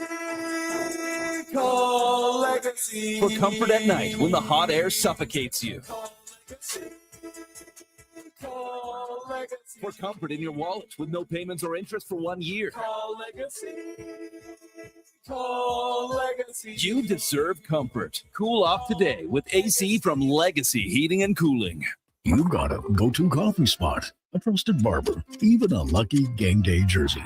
But when it's about looking your absolute best, there's only one name you need, Mr. Dirk. Family run since 1939, we're experts in crafting impeccable tailor-made suits and offering a wide variety of everyday styles. Pair that with personalized one-on-one fittings and the convenience of on-site tailoring. Mr. Dirk elevates your style game. Visit our Edmonton store or explore MrDirk.com. Score big on style with Mr. Dirk. Hi, Mike here from Northgate Chevrolet Buick GMC. Would you like to be a part of history for the month of April? I'm kidding. Or as the kids say, bro, I'm joking. Would you like to help us set a record in April? Chill. Still kidding. At Northgate, we aren't trying to set any records or tell you how many vehicles we sell. And we really don't think you'd care. But what you will care about is this. Every dealer has the same costs. Trust me, GM does not have a favorite kid. You get to decide where you buy. 0% financing, a great selection, and of course, great people. Stop in and see us today, 13215 97th Street, or business online at northgategm.com. You're in Northgate country. Your all-access pass to the world of sports is Edmonton's only sports radio station. From pre- and post-game hockey shows to in-depth analysis from your favorite commentators, the action never stops on Sports 1440. The job isn't done until the last load is hauled, and having a semi-trailer out of commission is not an option. Whether replacing or adding to your convoy, Edmonton Trailer has a huge inventory of new and used semi-trailers, trusted by the gravel, logging, oil field, fluids, and freight industries. Find a trailer right for you online or at one of their 3 locations. For sales, service, parts, rental, and finance, when you're in it for the long haul, Edmonton Trailer. They are nice, tasting just so right. You can order oodle noodle at oodlenoodle.ca, delivering you the news almost right away. Remember, you can order oodle noodle at oodlenoodle.ca. So stay on your couch all day and order oodlenoodle.ca. Oodle noodle. Missioner Allen Auctioneering's Calgary, Edmonton, Winnipeg Public Unreserved Equipment Auction is this Friday at 9 a.m. featuring backhoes, excavators, forklifts, man lifts, wheel loaders, packers, road reclaimers, skid steers, telehandlers, turf mowers, plus commercial trailers and more. Info at maauctions.com. Bashaw Concrete Products. From concrete and septic tanks to blocks, precast water pads, jersey barriers and aggregates. Farmers, contractors, homeowners. Plan your next project at BashawConcrete.com. Family owned, over 60 years pouring. Bashaw Concrete Products. Once again, start here. BashawConcrete.com. Missioner Allen Auctioneering's next Calgary, Edmonton, Winnipeg Public Unreserved Industrial Auction is this Friday at 9 a.m. featuring Japa Equipment Rentals realignment with 5 2022 to 2020 XCMG 250U, 300U, 360U, and 490U excavators. Search Japa at maauctions.com. One app, triple the action.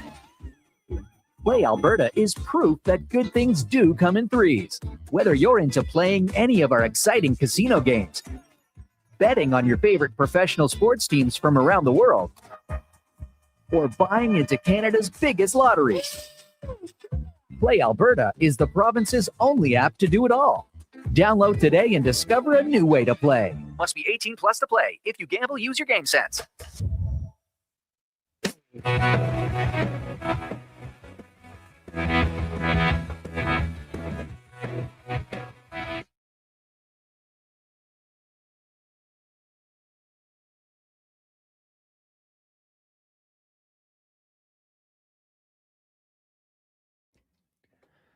Portions of this hour brought to you by Mortgages to Go. Need cash and have equity in your home? Mortgages to Go has you covered. When the bank says no, they say yes. They've been doing so in Alberta for over 23 years.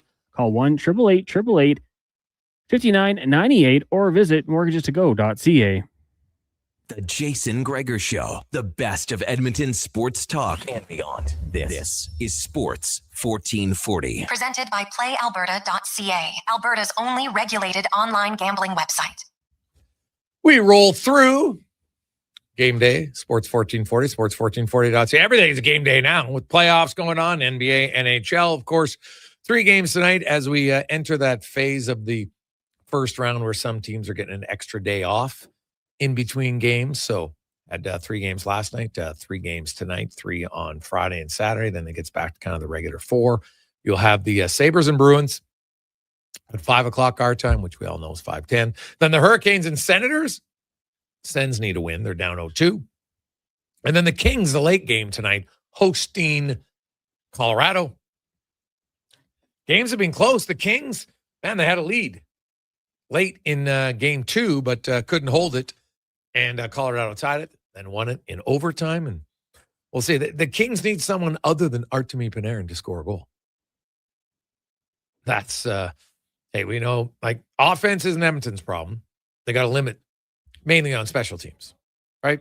5-on-5, probably cut it down a little bit, but it's more so special teams. They need to be much, much better as we get to our big guest of the day, brought to you by Silent Ice Center, new state-of-the-art entertainment facility in Nisku. Features 2 sheets of ice, including a 1,600-seat arena. And did you know that next year it will be home to the University of Golden Bears and Pandas as the Drake.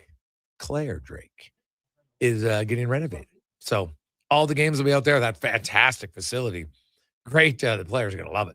And, man, once the Drake's done, that should be a pretty good renovated building as well. As we are joined by former NHLer, Stanley Cup winner, analyst now on Sportsnet, one of the hosts of Kipper and Bourne Show. We, of course, have Nick Kiprios joining us. Nick, welcome back to the show, man. How you doing?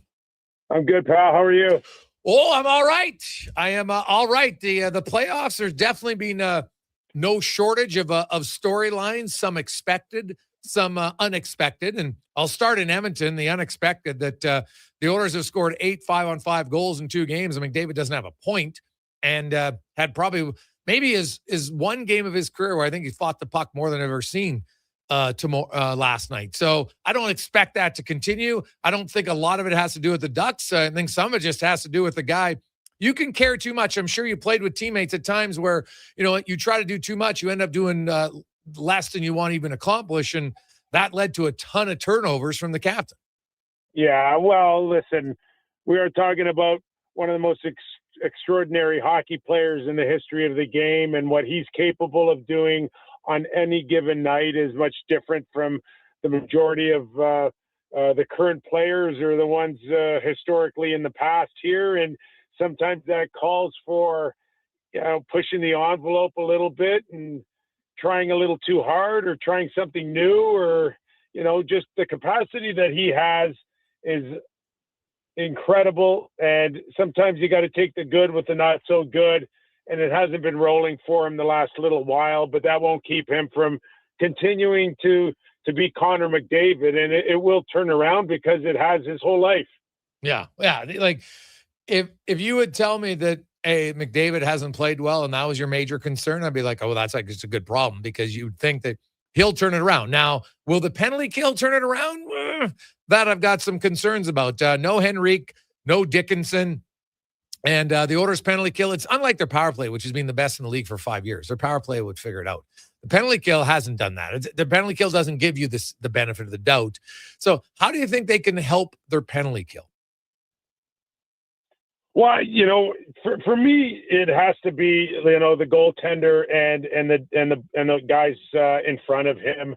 And at times, you're seeing these seeing eye hits like in baseball, find seams and going in. But your best penalty killer, Jason, has to be your goaltender, and we know that. That's historically been there. The blue line still, for me, sometimes it's a question mark. There's no problem how much you lean on Ekholm, Bouchard, Nurse, and Connor Murphy's come in, done a nice job. But, Wallman needs to have better quality minutes here too. And somehow, some way, if this is going to be a long run for the Oilers, Wallman has to kind of step up here. Instead of protecting his 15 minutes a night, he's going to have better quality and try to get up there around 18 or 19. It's a long haul here.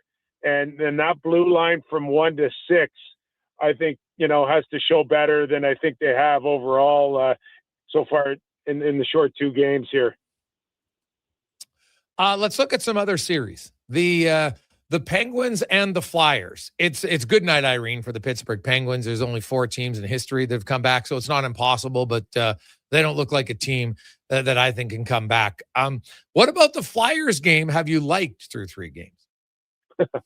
Well, just the fact that Rick Tocchet's come in and he's had a clear message of what he wants and what he expects. And, he's been able to kind of take a guy like Trevor Zegras, who had so many issues in Anaheim and kind of lost in his way a little bit. And he's been able to kind of turn him around. And, Mishkov's a talented guy, but and it's still a project for him. We saw him take a really bad penalty. But for the most part, man, oh man, are we talking about a meat and potatoes type of lineup, a Rick Tocchet type of go out there, bust your ass. No one's looking like a hero. No one has to be the star. We're going to do this together. And then that's what he's getting out of his lineup. They're faster. They're younger. They're hungrier. They look more physical. They look a lot more engaged than Pittsburgh. And good on Rick Tocchet, man. It probably has a few people in Vancouver cringing a little bit, watching the success of the Flyers, but so be it. That's the way the cookie crumbles sometimes. Tonight we have the Senators in a must-win situation at home. That series has been very close. Like game 2 might have been one of the best games I've seen. Oh my God, it was unreal. And I still don't know 2 days later how Tim Slitzer didn't score that goal. I don't understand it. I thought for sure he was going to score there, but like they've been right in that series. But the difference in playoff hockey is one timely goal over another. What do you make of the Sens' chances to come back, or is it just too big of a hole to win 4 or 5 against the Hurricanes? No. Well, listen, I think there's an opportunity here to go back even. I really do. I think that they, not to get ahead of themselves, but I think there is a chance. And I do base it on those first 2 games in Carolina where they could have easily split coming home and feeling so much better. But it is the closest series you'll ever find, with one team being up 2-0. And it was like a force field sometimes around Freddie Anderson trying to get a puck over the goal line. And I don't know. I don't anticipate it to be that difficult again tonight in Ottawa. I think they've got good finishers there. Batherson, of course, Cousins, Kachuk, Stützle has been snake bitten as well. They've got finishers here. And I think if they can get to Freddie Anderson early here tonight and get to Carolina, it should feel a lot better than it did in Carolina. I think they got a chance here to. You're right. I don't know about 4 to 5, But to get it to game 6 or game 7, very much I like Ottawa's chances still. Nick Kiprios joins us. Nick, some off-season in 2 Canadian markets. They'll be looking for a GM. In Toronto, I saw your report saying, okay, you know what, if they're going to give those guys the GM job, there's probably going to be a president. Do you think they need both a GM and a president in the Leafs organization? I do in this market particularly, and, you know, we can sit there and compare Canadian markets and the challenges for teams in Canada compared to the U.S. And I absolutely do believe that they should have a president here in Toronto, working alongside with the general managers. There's just so many different aspects, and at times there can be pitfalls. You could hire a president or a GM just to handle the media around here with some of these guys, you know. And I'll throw me in the mix too, Jason, at times. But yeah, it's a beast from the corporate world to selling sponsorships, and the president's been very active in that. Brendan Shanahan had a big role in corporate and sponsorship, television, media, you name it. I do believe that they should have at least one of a president and general manager here, and you know, who knows how it falls out in Vancouver as well. And we'll keep a close eye on that with Jimmy Rutherford, and whether he stays in that position, he slides down somewhere, who comes in, who's helping him, all intriguing stuff here. You know, the Vancouver one is very different, because in Vancouver, Nick, I think Toronto's made some poor decisions on player evaluation, but there's no like dysfunction in that organization, at least outwardly, compared to how there is in Vancouver. And in Vancouver, from ownership down, there's been problem after problem after problem that they've had. And, you know, you even have their GM president admitting, you know what, we knew Hughes was leaving, so we tried to sign other guys and hope to entice him to leave, which is like, I'm like, dude, in any breakup, you know, that never works. Hey, why don't you cut your hair? I don't like your hair. Oh, yeah, well, guess what? She still doesn't like me. I just cut my hair. Nothing's changed. And so I found that, like, Vancouver job is one that, like, I get there's only 32 jobs and everybody's always going to believe they can turn it around. But, man, if I went in there, I'd be asking some serious questions about the stability of the ownership group and just how they treat everything in Vancouver. It's just not great. No, and, you know, whether we're talking about professional sports or a business every day, it starts from the top to the bottom. And Francesco Aquilini is a very active owner. And, you know, we know what the Vancouver Canucks mean to him.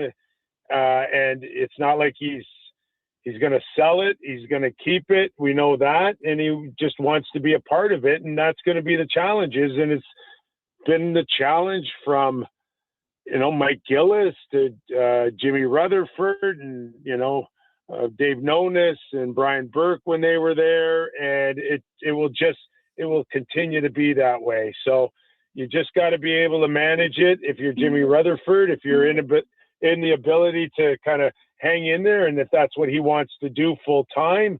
But, you know, the good news is they have prospects. They have picks. They could be looking at the first pick overall. There was reasons to kind of look like you wanted to quit, you know, at the end of the season, and they went on the West Coast and they beat San Jose, Anaheim, LA.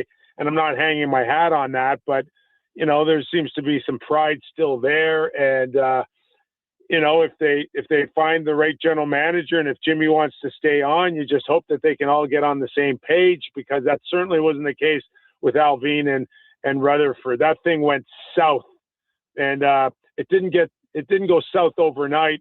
The more we hear about, you know, the dysfunction that went on behind the scenes, you know, when it came to, you know, making trades and handling Quinn Hughes and re-signing Pettersson, they weren't on the same page, and unfortunately, it hurt them in the end. Now they got a chance to fix it now with a general manager and maybe even a new president down the road.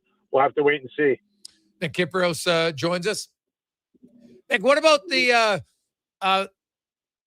Dallas Minnesota series? Being super tough. Minnesota wins the first game really good, and now, you know, they've lost 2 in a row. What's your concern level at all for the Wild to get back in that series? Yeah, Zuccarello. that's the concern there, because if he's out, it changes the makeup of this team significantly. And they've got a superstar we know in Kiprios, but he didn't have a strong game the other night. And Boldy got hurt, he came back. But outside of that, man, we're also talking about a Philadelphia Flyer type of meat and potatoes team here. Quinn Hughes, I don't know what he ended up spending, 44 minutes on the ice. The one thing that Minnie, I think, has an edge on Dallas is that blue line. Favors an incredible talent, and in many ways as important to Minnesota as Quinn Hughes. He could be the X factor here moving forward, but they're gonna have to find a way to put the puck in the net here if Zuccarello can't go, and that's going to be a big challenge. Yeah, that is certain injuries at key times, man. Like we see it in Edmonton. Adam Henrique, hasn't had a great year offensively, whatever, but small areas of the game, wins some key faceoffs for your team, good on the penalty kill. And, we've seen that being a problem for the Oilers so far in this series. Vegas, Utah. Now they're in a unique sense. They played on Tuesday. Now they don't play till Friday. Then they don't play again till Monday. 2 days off between. I don't think it's great for anybody, and it's probably not great for the momentum of the series. Does Game 3 become even more crucial because teams are basically playing 1 in 5 days, or does it matter? Yeah, sometimes if you're on a roll or you're feeling it a little bit, you're scoring goals, you just want to play every night, man. And, but it is what it is, and there's television, obviously, and, what ESPN or TBS wants. Here it's Hockey Night in Canada, but, for the most part, you still got to think that with Vegas now settling in with Tortorella, they seem to be the team that should move on here.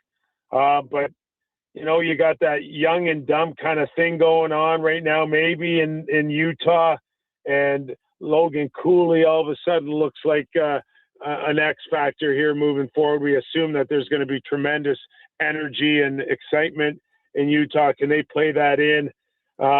This one also has a feeling, I think, much like Anaheim's giving Edmonton the feeling right now that this could be 6 or 7 games as well.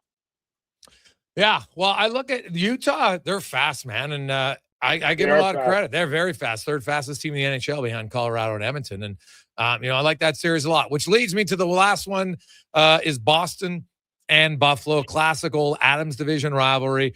We saw that game really kind of changed on the Luukkonen goal. I'm really interested to see how he bounces back, because I watched that replay a few times, and some people say it's bad luck, but he also didn't do the traditional get your body behind a bouncing puck, which is what, Kevin Woodley told me. He's like, that's a cardinal sin for a goalie in a key moment. You always got to get behind there. But how he responds will probably tell us a lot about what the Sabres' chances are in this series. Yeah, there's a feeling like Alex Lyon is going in tonight. And, is it a gutsy call? Alex Lyon has had some success in the past, and he's shown he can come up with some big games. He did it, for Florida, a couple of years ago, and, has shown this year that he's capable as well. So, is that a good time to give Luukkonen a bit of a rest here, a reset? Will he feel like he's in a situation now where, the team's bailing on him? Does he lose confidence? I certainly would make the change here. I would. I think Luukkonen needs a reset, and I try to convince him that we're going to need both of you here moving forward here. But Lyon was in the starter's net in the morning skate here, and the sense is it's Lyon's net tonight. So we'll see how it plays out. But I think Boston's shown us a lot of resilience, man. I look at game 1, and it was an amazing comeback for the Buffalo Sabres, but there's also a part of me that says that Buffalo's fortunate not to be going back to Boston down 2-0. Yeah, no, that's very true. Nick, always good to catch up with you, man. We appreciate it. Thanks for your time, and we'll talk to you again soon. All right, Jace. Thanks, buddy. That is Nick Kiprios. It's fascinating to me. I know we're in the heart of the playoffs. It's great, but it's just kind of curious to look at Toronto's management Vancouver, very different where their teams are in one sense, more off of the ice. If you ask me, and let's say you got offered both jobs, I'm taking the Toronto job all day. Money's the same, everything, it's guaranteed term, all that. I'm taking the Toronto job. Not because I think it's grossly easier. I just think there's more stability in the organization. Just that simple. Vancouver, I don't trust that organization right now if I was someone going there. Now, if that's the only job that you can get, then of course you're going to take it because you believe in yourself and you believe, I can make things different. That's how it is. I understand it. But if I had a choice and I was a GM and I got offered both, I would take the Toronto job. Toronto job isn't an easy job. Make no mistake. It's going to be tough for them to get back and look at where their team is and how they're going to rebuild their defense.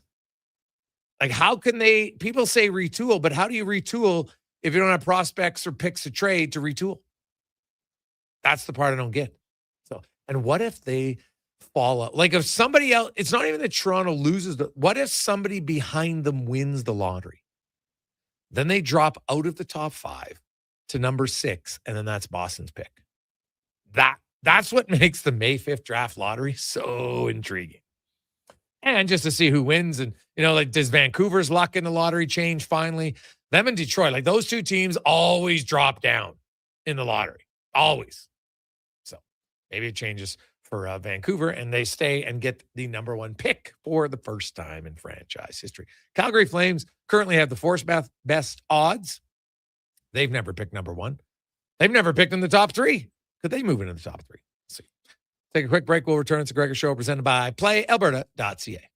At GS Construction, we're multitaskers. We've got lots of projects going on all around Edmonton and area. Different teams across the city working towards the same outcome. Installing today what will serve generations to come. It's a rewarding career and the work never stops. That's why GS Construction is always on the lookout for great people to join us. Right now, we're looking for experienced topmen, pipe layers, operators, and surveyors. So if you want to feel valued, empowered, and engaged in your work, visit gsconstruction.ca today. Japa Machinery Group knows that XCMG may not roll off the tongue, but Japa's team will help keep your construction jobs rolling on time and on budget with heavy equipment sales and rentals. Visit japamachinery.com to find out more. You've got a go-to coffee spot, a trusted barber, even a lucky game day jersey. But when it's about looking your absolute best, there's only one name you need. Mr. Dirk. Family run since 1939. We're experts in crafting impeccable tailor-made suits and offering a wide variety of everyday styles. Pair that with personalized one-on-one fittings and the convenience of on-site tailoring. Mr. Dirk elevates your style game. Visit our Edmonton store or explore MrDirk.com. Score big on style with Mr. Dirk. At Fountain Tire, the savings come in threes. Up to 25% off select tires, a mail-in rebate of up to $100 off a set of 4 select tires, and $50 off a $150 service. We're basically the BLT of savings. Until April 25th. Restrictions apply. Book today. From the first pitch to the final out, catch Toronto Blue Jays baseball games live right here. Don't miss a moment of Blue Jays baseball this season. Sports 1440 is proud to be the home of Blue Jays baseball. Good to go. Good to go. With Mortgages to Go, you'll be good to go. Mortgagestogo.ca says yes when the banks say no. That's why Alberta has trusted Mortgages to Go for over 23 years. If you need cash and have equity in your home, you're approved instantly. Guaranteed. Call 1-888-888-5998. That's 1-888-888-5998. With Mortgages to Go, you'll say, good to go. A relaxing day at the lake without a Toyota Tundra can be noisy. But when you get a Tundra at your local Toyota dealer, you can take advantage of up to 11,000 pounds of towing capacity to find a quieter spot. Ah, that's better. Lease a 2026 Tundra 4x4 Double Cab SR5 from $149 weekly for 60 months at 5.29% APR with $8,799 down. Visit shoptoyota.ca or your Prairie Toyota dealer today. For the first time in 66 years, Golden Bears and Pandas hockey are on the move. During the 2026-27 Canada West season, two of the most successful hockey programs in U Sports history will call Silent Ice Center in Nisku their temporary home. The Golden Bears and Pandas are excited to connect with the South Edmonton community and welcome new fans to experience the tradition and excitement of U of A hockey. Same tradition, new temporary home. Golden Bears and Pandas hockey at Silent Ice Center for the 26-27 season. And now Action Electrical's testing team is on defense duty. They're the guardians of safety and compliance, a critical part of any lineup. Precisely. They perform rigorous safety and code compliance testing for commercial operations.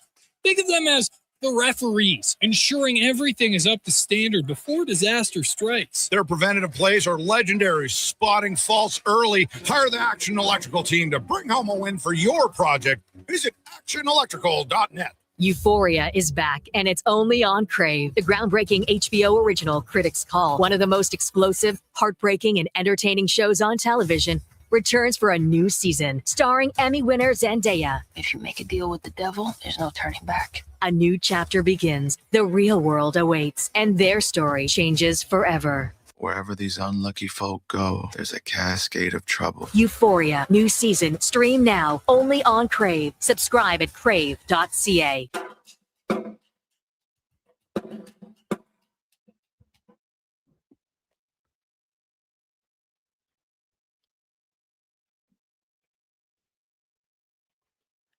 Portions of this hour brought to you by On the Rocks. The playoffs are here, and OTR is ready to be your hockey headquarters. $5.75 Molson Canadian, 69-cent wings, and play score and win every game. See more at ontherocksyeg.com. The Jason Gregor Show, the best of Edmonton sports talk and beyond. This is Sports 1440. Presented by PlayAlberta.ca, Alberta's only regulated online gambling website.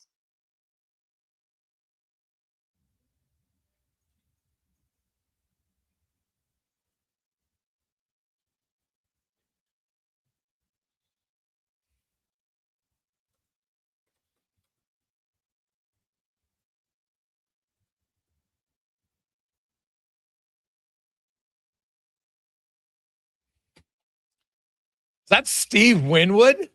Oh, man. It is, isn't it? It is, absolutely. Oh, buddy, I'm first of all, pat myself on the back for picking out Steve Winwood. God, I normally would never be good at well, I couldn't name the tune, but I can name the singer sometimes. But that's a classic. A little bit of like a fast ballad almost. It's like a soft ballad. I'm not even you singers know the proper term. I have no idea what the proper term would be for that, but it's a little bit of kind of a fast-moving ballad. I don't know, but still a little sappy. So classic. Remember it. I've heard people call it yacht rock. What? Like you listen to it on a yacht. Are you serious right now? Yeah. Well, I mean, listen to it on a yacht. Who the hell's on a yacht? Yeah. So you're basically saying it's a rich person song? A little bit, yeah. A little bit. Yacht rock. No, that Like, came let's from be It's Always honest. Sunny in Philadelphia. Okay, yeah. Thank you. I was just gonna say, like, that is not a common term that most people say. Oh, it's yacht rock. I mean, it's got a Wikipedia page, so Yeah, probably because of the show. Anybody can make a Wikipedia page. Do you know that, right? Like anybody can have a Wikipedia page. but they can shut you down if it's not legit. This started with the days of Steely Dan and Supertramp, even Fleetwood Mac, they say. Really? Yeah. Yacht rock. Come on. The hell? Technically, I've played 2 yacht rock artists, according to Wikipedia. Really? Played some Bryan Adams earlier today. So, do you know a Wikipedia page that was shut down? I don't want to call him out, but I believe I'm going to anyways. I think Marc Majot tried to make himself one, and they shut it down. Why? I don't know. I'll maybe text him. See what the reason was. Really? Yeah. The texters agree. Yacht rock or dock rock. I kind of like dock rock even more. Dock rock. Oh, hey, Gregor, there's actually a Sirius XM station, Yacht Rock. It sucks from DS. You know what? I have Sirius. Now, granted, I listen to basically the sports channels on Sirius. So, Yacht Rock, that just makes me laugh. I like that he's like, they have one, but it sucks. But DS has listened to it. You have to listen to it enough to know that it sucks. That's the best part. You can't just listen to one song and claim it sucks, can you? Right? Great logo. Maybe you just or listen on the way home and report back. Yeah, that's not happening. No, not going to do it. Not going to do it. Let's get to 5 questions brought to you by The Brick, who've been proudly serving Canada over 50 years. Guess what? Right now, 60% off Canadian-made sofas. When you buy the matching love seat or chair, you can get up to $1,400 off of sectionals and the big screen blitz. 2025 TV models are priced to clear. Great savings. If you're looking for a big TV party, do it now. thebrickandthebrick.com. It's time for 5 questions on the Jason Gregor Show. All right, Jason, question number 1. When this Oilers-Ducks series comes to an end, how many points will Connor McDavid and Evan Bouchard have? Oh, my God. Well, how many games? Jeez, now how many games are going to go now? So that'll depend on it. That's a good question. So if it goes 5 or 6 games, 7, could I see McDavid getting back to a point a game? Yes. Probably higher. I'll say he finishes with 7 points in 6 games. How about Bouchard?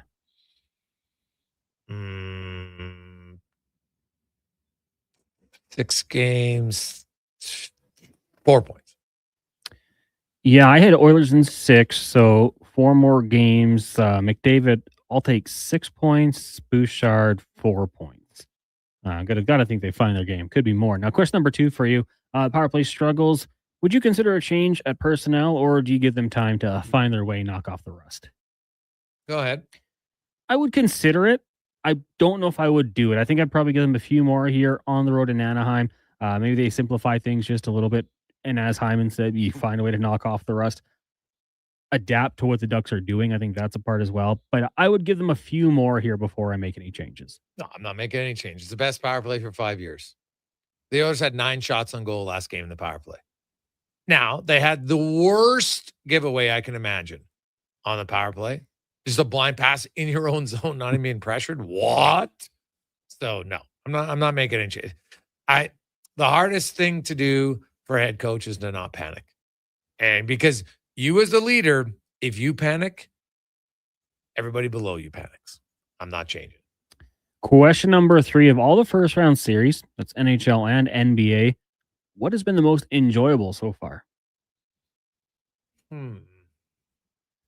don't know if there's been there's not an NBA series where I'm just like, oh my God, I love it. I will say the Detroit series has been more competitive than I thought it'd be. So if I had to pick one, it'd probably be that one. Although the Nugs and the Timberwolves, that's been the best series.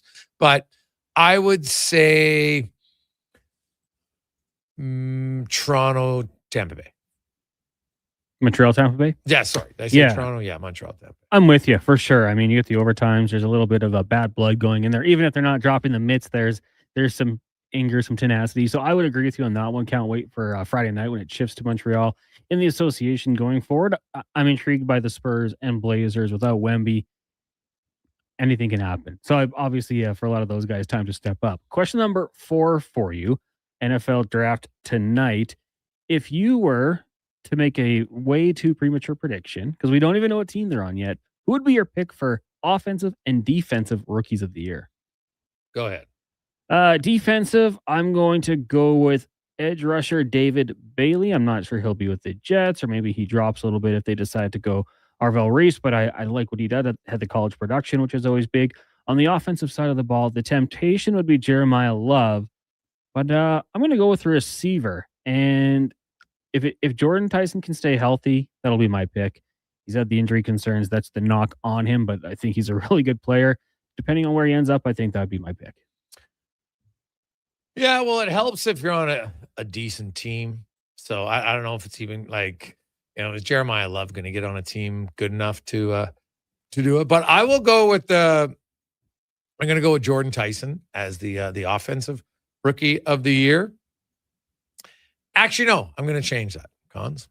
I'm going to go with Kenyon Sadiq as my I'm sticking with it. Your guy. I'm all in on him. I'm all in on him. And I will I'll go with Maybe I'll go with Mezzador. Good pick. Canadian. Yeah, Akeem Mezzador. All right, final question for you. It is movie theater day. So I want to ask you, what do you think is a movie that has to be seen in theaters? And then also, of the movies upcoming in 2026, is there one you have circled that you would like to go see in a theater? Go ahead. I think one of my favorite movies of all time, well, I know it's Gladiator. And I think, a movie like that should be seen in theater. One of the more popular ones, everyone says, is Top Gun 2. You got to see it in the theater. So an action movie for sure. For me, I'll say Gladiator. Movies upcoming. There's a new Cliffhanger coming out. I think that could be cool, but I'll go with The Odyssey. We've talked about it a little bit before. It's got a great cast. It comes out in July, so I'll say The Odyssey. All right. Well, I know I'm going with the one I'll see right away, Incredibles 3. So I'll say that. I love the animated movies right now. Incredibles 3, I really like that series. I don't know. It's just kind of simple and fun, but a movie that needs to be seen in theaters. Gladiator is a very good one. The big screen with the sounds. Honestly, like I go back, like Lord of the Rings, a movie like that, you need to see it in theater for sure. Those would be my choices. I love when theaters do that, like bring back older movies, replay them in theater. Yeah. Why not? I am kind of intrigued by Coyote versus Acme as well.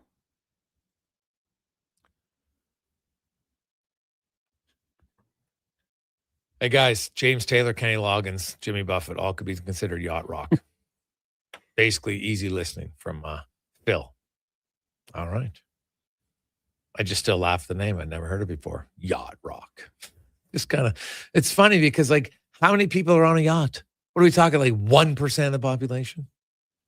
That's why I don't love the name. I don't think it's reflective of the people who listen to the music. That's all I'm saying. Most of us never been on a yacht, myself included. Like, who's a yacht guy? Right? It's like we're Seinfeld all of a sudden, right? I can't do it, George. What do you mean you're not doing it? Got to change everything. Got to get new friends, clothes. It's different. Like, do I want to wear rolled up white shorts? Probably not.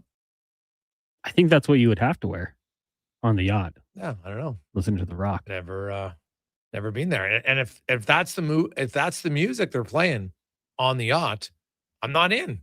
I don't want to be on it. Like, I want a little bit more upbeat music. Why am I playing like put me to sleep music? I don't get it. So you wouldn't want to be sipping on a mint julep, listening to Steve Winwood.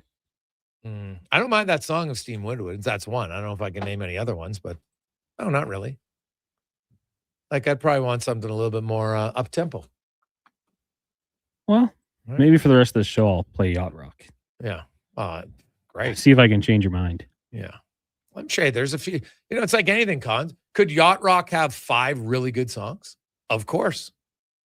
You could, even if there's some like people like my son, of course, he's not a big Swiftie, right? But then he, is in school, but he realized afterwards, like starting grade 3, he's like, oh, Taylor Swift, can't stand Taylor Swift. And then I said, there's a Taylor Swift song on, and he was in the back seat, and I noticed he was singing to it. And I was like, oh, like, so he goes, well, Dad, Jack has some good songs. I said, so it's not Taylor Swift you don't like.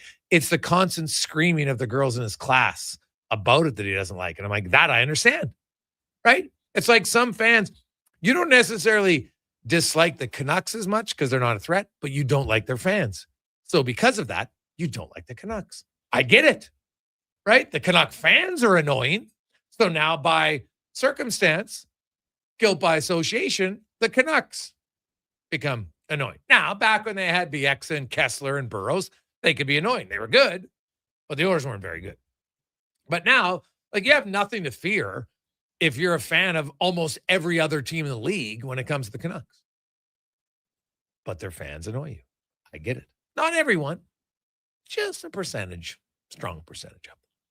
So it's like, I know people, and I don't follow because I just think it's a terrible site. But anyway, there's some local site that just posts negativity all the time. Anyway, there's some people who got in a fight at the Oilers game last night. Now, there's 18,000 fans. And so there's what? let's just say, even if it's 2-on-2, right? There's 4 fans at a game who get in a fight, right? And people are like, oh, but that's a representation. No, it isn't. How is that a representation? Like, what's the percentage of 4 divided by 18,000? Right? Honestly. It's not even 1%. Why are you worrying about it? Like, they're not smart. I don't know what led to it. I don't get it. I would say I'm always intrigued by, like, who videos the fight and then decides I want to share it on this other loser platform. That's the part about it. The person who shares it, to me, is more of a buffoon than the 2 people fighting. Right? I don't get it. I don't know why they're doing it. I don't understand it. Like, I always think it's dumb to fight opposing. Hey, you moat off my team, I'm going to fight you because I'm a Flame fan and you're an Oiler fan. Like, that thing's dumb. But if it's Oiler fans on Oiler fans, like, yeah, the team lost, so what? Oh, this guy said McDavid sucks, now I'm going to fight him. What? Like, come on. It's a little ridiculous. But who cares? It's such a small percentage of the fans. 17,995 were great. Oh, but let's worry about the 4 who weren't. Dumb. Connor Halley. Time for a Sports 1440 update brought to you by Northgate Chevrolet Buick GMC. I can tell you right now, there'll be no fighting unless you're fighting for a good deal. And even then, don't worry. You don't have to fight because they'll have lots of good deals. And I know it's windy outside. It's super cold outside. We'll get into the brand new Autoplex at Northgate. You'll stay warm. See all the great rides. NorthgateGM.com. This is the Sports 1440 update. Stanley Cup playoffs rolling on tonight, getting going shortly. Sabres and Bruins, that's where we've the game apiece. The Sens try to claw back into their series against the Hurricanes at 5:30. Then at 8 o'clock, Avs and Kings. Colorado can take a 3-0 series lead with a win. In the association, the Raptors hosting the Cavs, down 2 games to none, tip-off 6 o'clock. We've also got the Hawks and the Knicks and the Nuggets heading to Minnesota. In the majors, Red Sox lead the Yankees 1-0, top of the 4th. Yankees do have the bases loaded later tonight. Mets, Twins, and the Pirates taking on the Rangers. Earlier today was the Dodgers over the Giants 3-0. Braves get past the Nationals 7-2. Tigers over the Brewers 5-4. Phillies follow the Cubs 8-7 in extras. And the Padres knocking off the Rockies 10-8. AHL playoffs tonight. Condors hosting Coachella Valley Game 1. That gets going just after 8 o'clock. And the NFL draft an hour away. The Las Vegas Raiders on the clock, expected to select quarterback Fernando Mendoza out of Indiana. Coming up in hour 4 of the Jason Gregor Show, we'll hear from Dennis Bernstein of the 4th period and hear the latest 2-minute warning with Cam Tate. I'm Connor Halley. This has been a Sports 1440 update. Sports 1440 in West Edmonton Mall and Wetaskiwin. CKJR is a Stingray radio station. Download the free radio player app and listen wherever you go. Hi, Mike here from Northgate Chevrolet Buick GMC. Would you like to be a part of history for the month of April? I'm kidding. Or as the kids say, bro, I'm joking. Would you like to help us set a record in April? Chill. Still kidding. At Northgate, we aren't trying to set any records or tell you how many vehicles we sell. And we really don't think you'd care. But what you will care about is this. Every dealer has the same costs. Trust me, GM does not have a favorite kid. You get to decide where you buy. 0% financing, a great selection, and of course, great people. Stop in and see us today. 13215 97th Street or business online at northgategm.com. You're in Northgate country. Hold on to your hockey helmets, Edmonton. On the Rocks is serving up 69-cent wings that fly off the plate faster than a slap shot. And Molson Canadian and Coors Light for $5.75. Plus, OTR's TVs are so clear, you'll see the puck better than the ref. That ain't hard, is it? Score and win every game night during Edmonton's playoff run with specials starting 30 minutes before puck drop and last for the whole game. Be a part of the legend. See the menu at ontherocksyeg.com. Hey, sports fans, we've got a clear choice for you. At Crystal Glass, we provide customers with the perfect glass for any job. From home to auto and even commercial, installation or repairs, we're your team. Call 310-GLASS or visit crystalglass.ca. Crystal Glass. This summer, it's coming.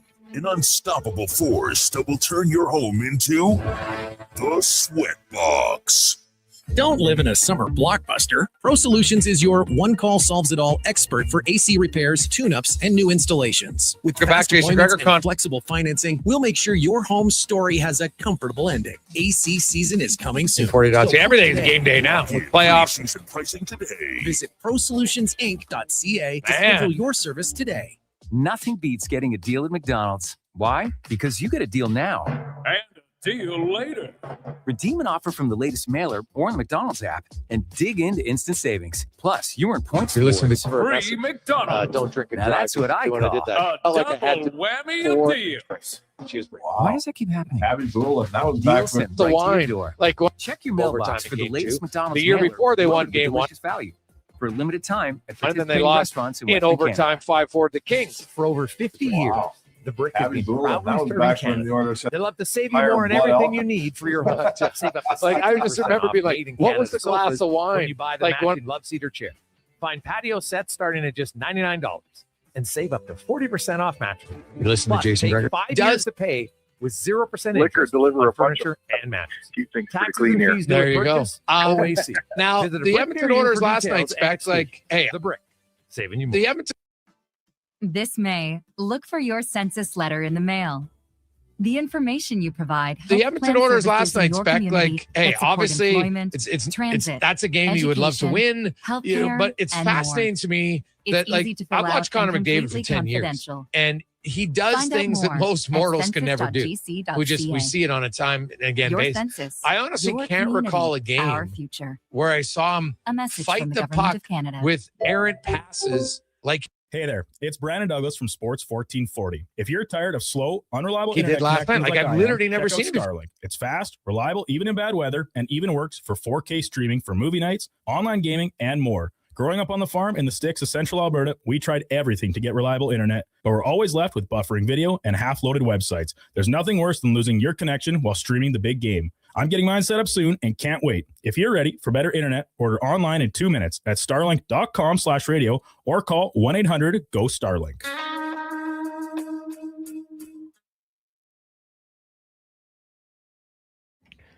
Portions of this hour brought to you by 01 Athletic Care. Injuries don't wait, and neither should you. 01 Athletic Care offers one-stop access to doctors, x-rays, and casting. It's expert musculoskeletal care covered by Alberta Health right in West Edmonton Mall. Move from injury to recovery. Book now at 01.ca. That's ZERONE.ca.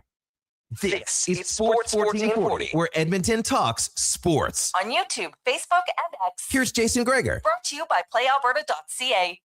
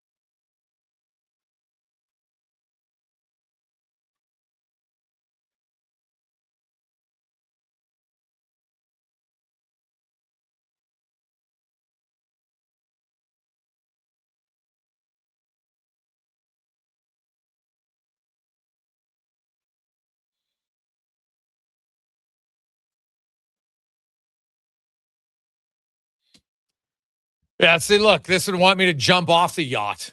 Telling you right now, welcome back. It is the Gregor Show presented by PlayAlberta.ca. Yacht Rock. Oh, my gosh. Well, we learned something new on the show today. I'd never heard about Yacht Rock. Obviously, lots of you had. I never had. So welcome back. It is the Gregor Show presented by PlayAlberta.ca. Point taken, cons. We don't need any more Yacht Rock on the show. Like, people will be driving in the ditch. It's hard enough driving in the wind right now. We don't get any other reason to want to hit the ditch with those type of songs. So away we go. Gregor Show always brought to you by PlayAlberta.ca. The Daily Grand could be yours. PlayAlberta.ca, where $1,000 a day for the next 20 years. $7.3 million at PlayAlberta.ca. Good luck. Good luck. The Edmonton Oilers are en route to Anaheim to take on the Ducks tomorrow and Sunday. Adam Henrique is not on the flight. Jason Dickinson is on the flight, and it will be a possibility for Game 3, potentially. Obviously, he's dealing with the after effects still from that blocked shot to his ankle, and we'll see. If he goes, I would guess Curtis Lazar comes out. If not, it'll be the same lineup, and we'll see what the lines are. I think if whether Dickinson plays or not, I think you're going to see Nugent Hopkins, Hyman, and McDavid. That was the only. Hey, they scored a goal 5-on-5 with McDavid on the ice. The only one of the series. Right? When he changed the lines, that line scored. Later on, the Szymanski line scored. So I think you'll see Draisaitl's line, no one's touching it. It's been the most productive line in the playoffs, 5-on-5. Of any team, by the way. Then you could either have Szymanski with Savoy and Rosovic, or Szymanski with Doc and Frederick, and then Dickinson, if he plays, then he would go between Savoy and Rosovic. I think those are probably the options we'll see for Game 3. To me, I don't get too caught up in line combinations, to be honest. I think it's a lot of white noise at times. This team can score. Who's going to work best to limit goals against, and then who can get on the penalty kill and help out? Because that's what's killing the penalty kill. They're not going to make any changes in the power play. I know a lot of people are talking, you got to change the power play. I'm like, they're not changing the power play. They had 9 shots yesterday in the power play. And outside of just that horrific giveaway, the power play at least showed some progress. But you know what? Progress gets you nothing in the playoffs. You need results. So they got to score. It's that simple. They need to produce. And I'm sure once they score one, they'll probably get better. I don't believe this group has lost faith in their power play. I think they've been pressing a bit at times. Yesterday, though, they got some good looks. Bouchard had a really good look. Hyman had a great look. Draisaitl had a great look. You keep getting good looks, eventually you'll score. Their passing was still just off a bit, right? They had Hyman open a few times, and that cross crease pass just missed him. I think when they're firing on all cylinders, that's on the tape and in the back of the net. And hopefully for them, it starts on Friday if they want to get a victory. 833-401-1440, 833-401-1440. As we'll get to the Spec Report, brought to you by GS Construction, your underground infrastructure specialist. That is GS Construction. And Spec, before he gets to Anaheim, it's on the show, and we asked him about the Connor McDavid. Like, it's a rarity to see McDavid do what he did last night. Fight the puck as much as he did. And the play dying on his stick in the offensive zone. Like, there were several plays that it got to him, and then Anaheim got the puck and away it went. And that's the rare. I wrote it last night only because I have a bit of a personal rule as a sports writer that says, if I go to an event and I see something I've never seen before in my life, you should probably write about it. And I can say to you that I've never seen Connor McDavid struggle with a puck the way he did last night, struggle to make plays, struggle to keep plays alive. And, you know, I'm not here to beat up on Connor McDavid. He's still the best player in the world. I bet you my house he's going to get good again real fast here. But that was an anomaly. That was a strange, strange night, man. It was like watching a race car that couldn't get out of first gear, you know, going around the Indy track at 8 miles an hour. Like, it was odd and strange and weird. And every Oilers fan was shaking their tooth like, what happened here? What's going on? So yes, very strange. Yeah. So I don't like it's hard to want to dig deeper on a lot of other elements. Like, I do think defensively as a team, they can play better. And they have to. Like, I look at offensively, and I've always said this, offense isn't the Oilers' problem. Even with McDavid scoring points, if he doesn't score any points, it's whatever. But it's that giveaway in the power play that was a major, major part of the game. And so that just, to me, it comes down to the team. Everybody needs to be better defensively, including their best players. Yeah, like, remember when the series started, the Oilers said, we want to play lower event hockey, we want to play good defensive hockey and make the Ducks really earn their goals. And the Ducks are more of a high-flying team, and they're more of a 5-4 team, and I think Edmonton wanted to try to play 3-2 hockey. So give the Ducks credit. Like, we've watched enough of these series in our market. All our listeners know this. You know, it's like those classic series with LA. They want to play one way, you want to play another way. Now, who gets to dictate how the game gets played, right? That's usually the team that wins. And in this series, through 6 periods, Anaheim's done a lot more dictating. It's been 5-4 hockey pretty much both nights, right, Jay? Like, it's not 3-2 hockey, and that means the Ducks are having their way, and the Oilers have not succeeded in having their way. That's just simple as that. But, you know, in terms of going forward, like, So what are the positives? The Oilers are 5-on-5. They're scoring 4 a night. So that's pretty positive, right? Their power play, we can see it's coming. It's going to arrive here. The power play is not going to stay bad. They're close. Connor McDavid, they've scored 8 goals in 2 games. Connor McDavid doesn't have a point. I think that's probably going to stop soon, So in my opinion, the Oilers just have to dial it in defensively and start to play some modicum of playoff defense and, be a little stingier. I mean, holy man, they're giving up way too much. And they're not playing well in their own zone. They're giving up 3 goals that Anaheim doesn't have to work that hard for. And that's what's killing them. They're too easy to score on, and we should throw this in. Ingram was no better than average last night, and that's got to change. Yeah, like he doesn't need to be great, but you got to make one save in a game where you're like, like in game 1, you know what? In the third period, he made 2 key timely saves. They still allowed 3 goals. I don't care how many goals he allows when their offense is going, but you know what? Last night, I didn't love the first goal, to be honest.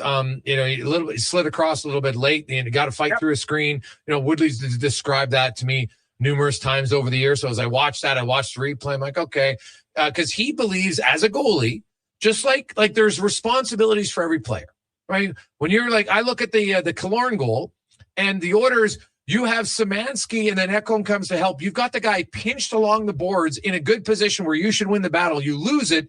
It comes loose. Now, is it a little bit unlucky that Killorn's pass, Bouchard knocks it down, which is a good play, but then it bounces back to Killorn, he scores? Yeah, it's a little unlucky, but the play shouldn't have got there. It should have stopped up high. Play better defensively. Yes. Play better defensively. Right. Yeah. Yeah, so that's... Sorry, Jay, we're on the phone here. Yes, no, you're right. You described a play where the Oilers get the puck to the right spot. It's a 2-on-1 against the wall, and then they blow the play, and the puck ends up in front of the net and in their net. And, the winning goal, like there's a rebound. Bouchard has, I just looked at the video. Bouchard has it. Yeah, it's right in front of his net, but there's no pressure on him. He's got time to make a play with that puck, but he just backed it towards safety, and he rings it off of Draisaitl's leg, goes right to Gauthier, and it's in the net. Like, the one thing about Bouchard that he's got ahead of everybody is a panic level. Like, he never panics, right? He has ice in his veins. And on that play, panicked. He had time, and he didn't use it. And the puck ends up on Gauthier's stick, and it's in the net, and you lose a game. So they got to this is a Stanley Cup caliber team that has played on many occasions Stanley Cup caliber defensive hockey. It's time to start to approach that now. You can't just play this style of defensive game and expect to win. Anaheim will eat you alive. They're really good offensively. So they'll get there. And if they don't get there, well, you know what? We'll be watching Anaheim play someone next round, won't we? Well, if you're Knobloch, he made the change in the game. He switched Savoy and Nugent Hopkins, and he had Szymanski, Rosovic, and Savoy. And they scored a goal. Nugent Hopkins, Hyman, and McDavid scored a goal. So the line changes. The line changes worked.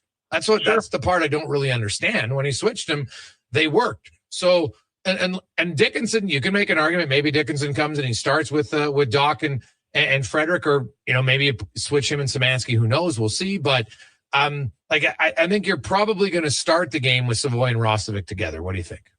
Yeah, and sure. I like the way they ended the game.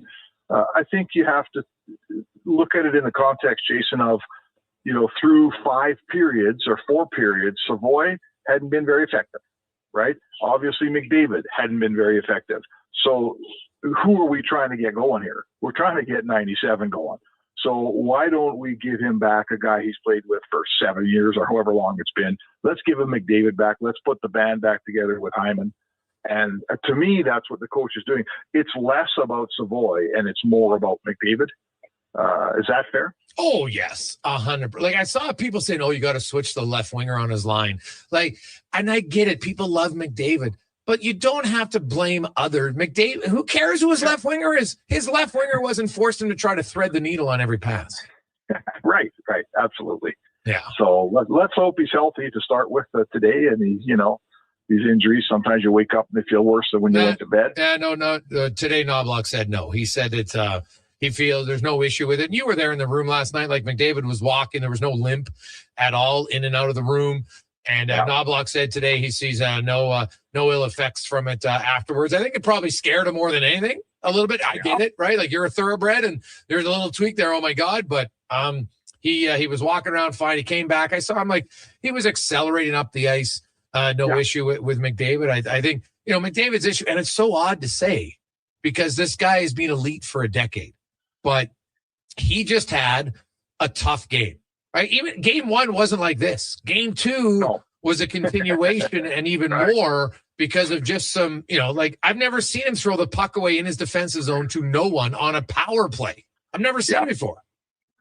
No, that was hey, how do I say it? We've covered. When you're Connor McDavid, you get a break. You're like, as a writer, when I'm watching Connor McDavid and he has a bad game, it doesn't make my copy. When he has 2 bad games, it doesn't make my copy. I'm not here to beat up Connor McDavid from 2 bad games because he has so many good ones. But this was the one night that everybody looked at it, just said, "Oh my God, what's going on here?" It was odd, and I don't think it's going to last, Jay. Wow, it would be. I don't know many people.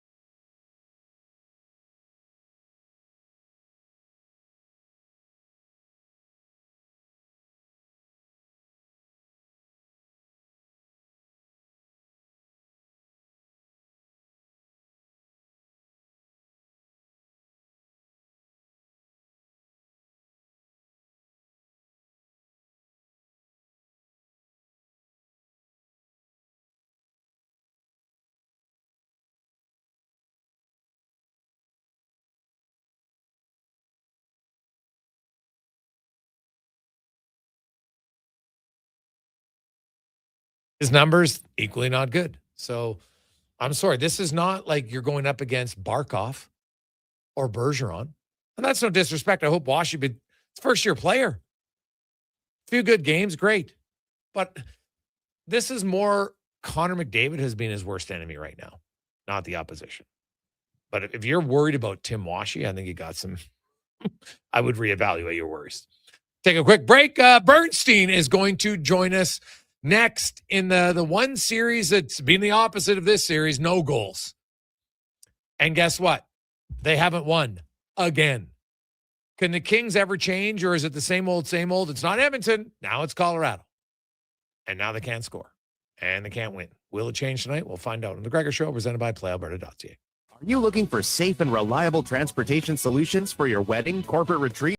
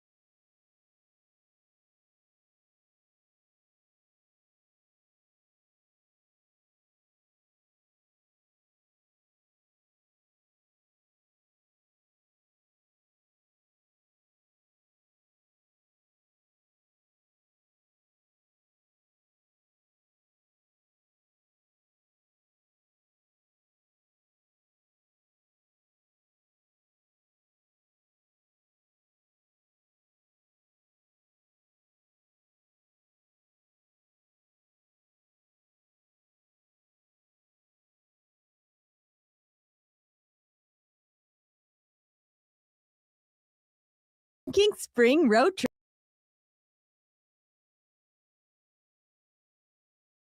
And so many features, standard on every Crosstrek. Subaru symmetrical all-wheel drive, EyeSight driver assist technology, heated seats, and LED steering responsive headlights. Plus, with interest rates from 0.99%, you'll love the affordable weekly payment. No waiting, immediate delivery available. Subaru Crosstrek. Visit Subaru.ca. Welcome to Uncommon. Welcome to Subaru. Portions of the Sour brought to you by Papa John's. For a limited time, get your favorite large specialty pizza from Papa John's for only $19.99. Use code LSPEC at papajohns.ca or on the Papa John's app. The Jason Gregor Show, the best of Edmonton sports talk and beyond. This is Sports 1440. Presented by PlayAlberta.ca, Alberta's only regulated online gambling website.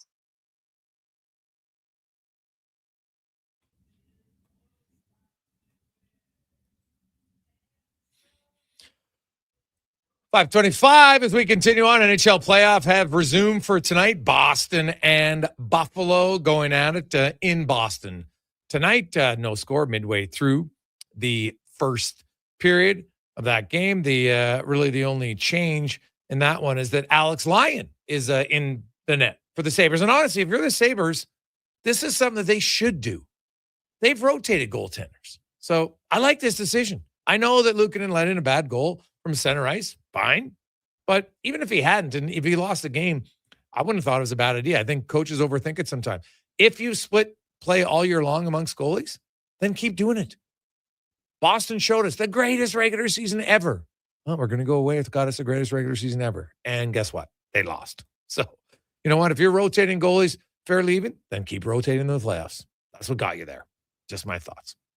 833-401-1440, 833-401-1440 as it's time to go around the NHL, brought to you by McDonald's. You thought the hype was over? Think again. After its viral debut in 2023, the legendary Chicken Big Mac is officially making a comeback in Canada right now for a limited time at McDonald's, as we are joined by Dennis Bernstein, good friend of the show. We always talk this time of the year because usually it's the Oilers and the Kings, but not, Dennis. It's now the Kings and the Avalanche and the Kings. They're keeping it close like they do, but they come up short. And, man, that Game 2 loss probably stung the most because they were leading late in the game.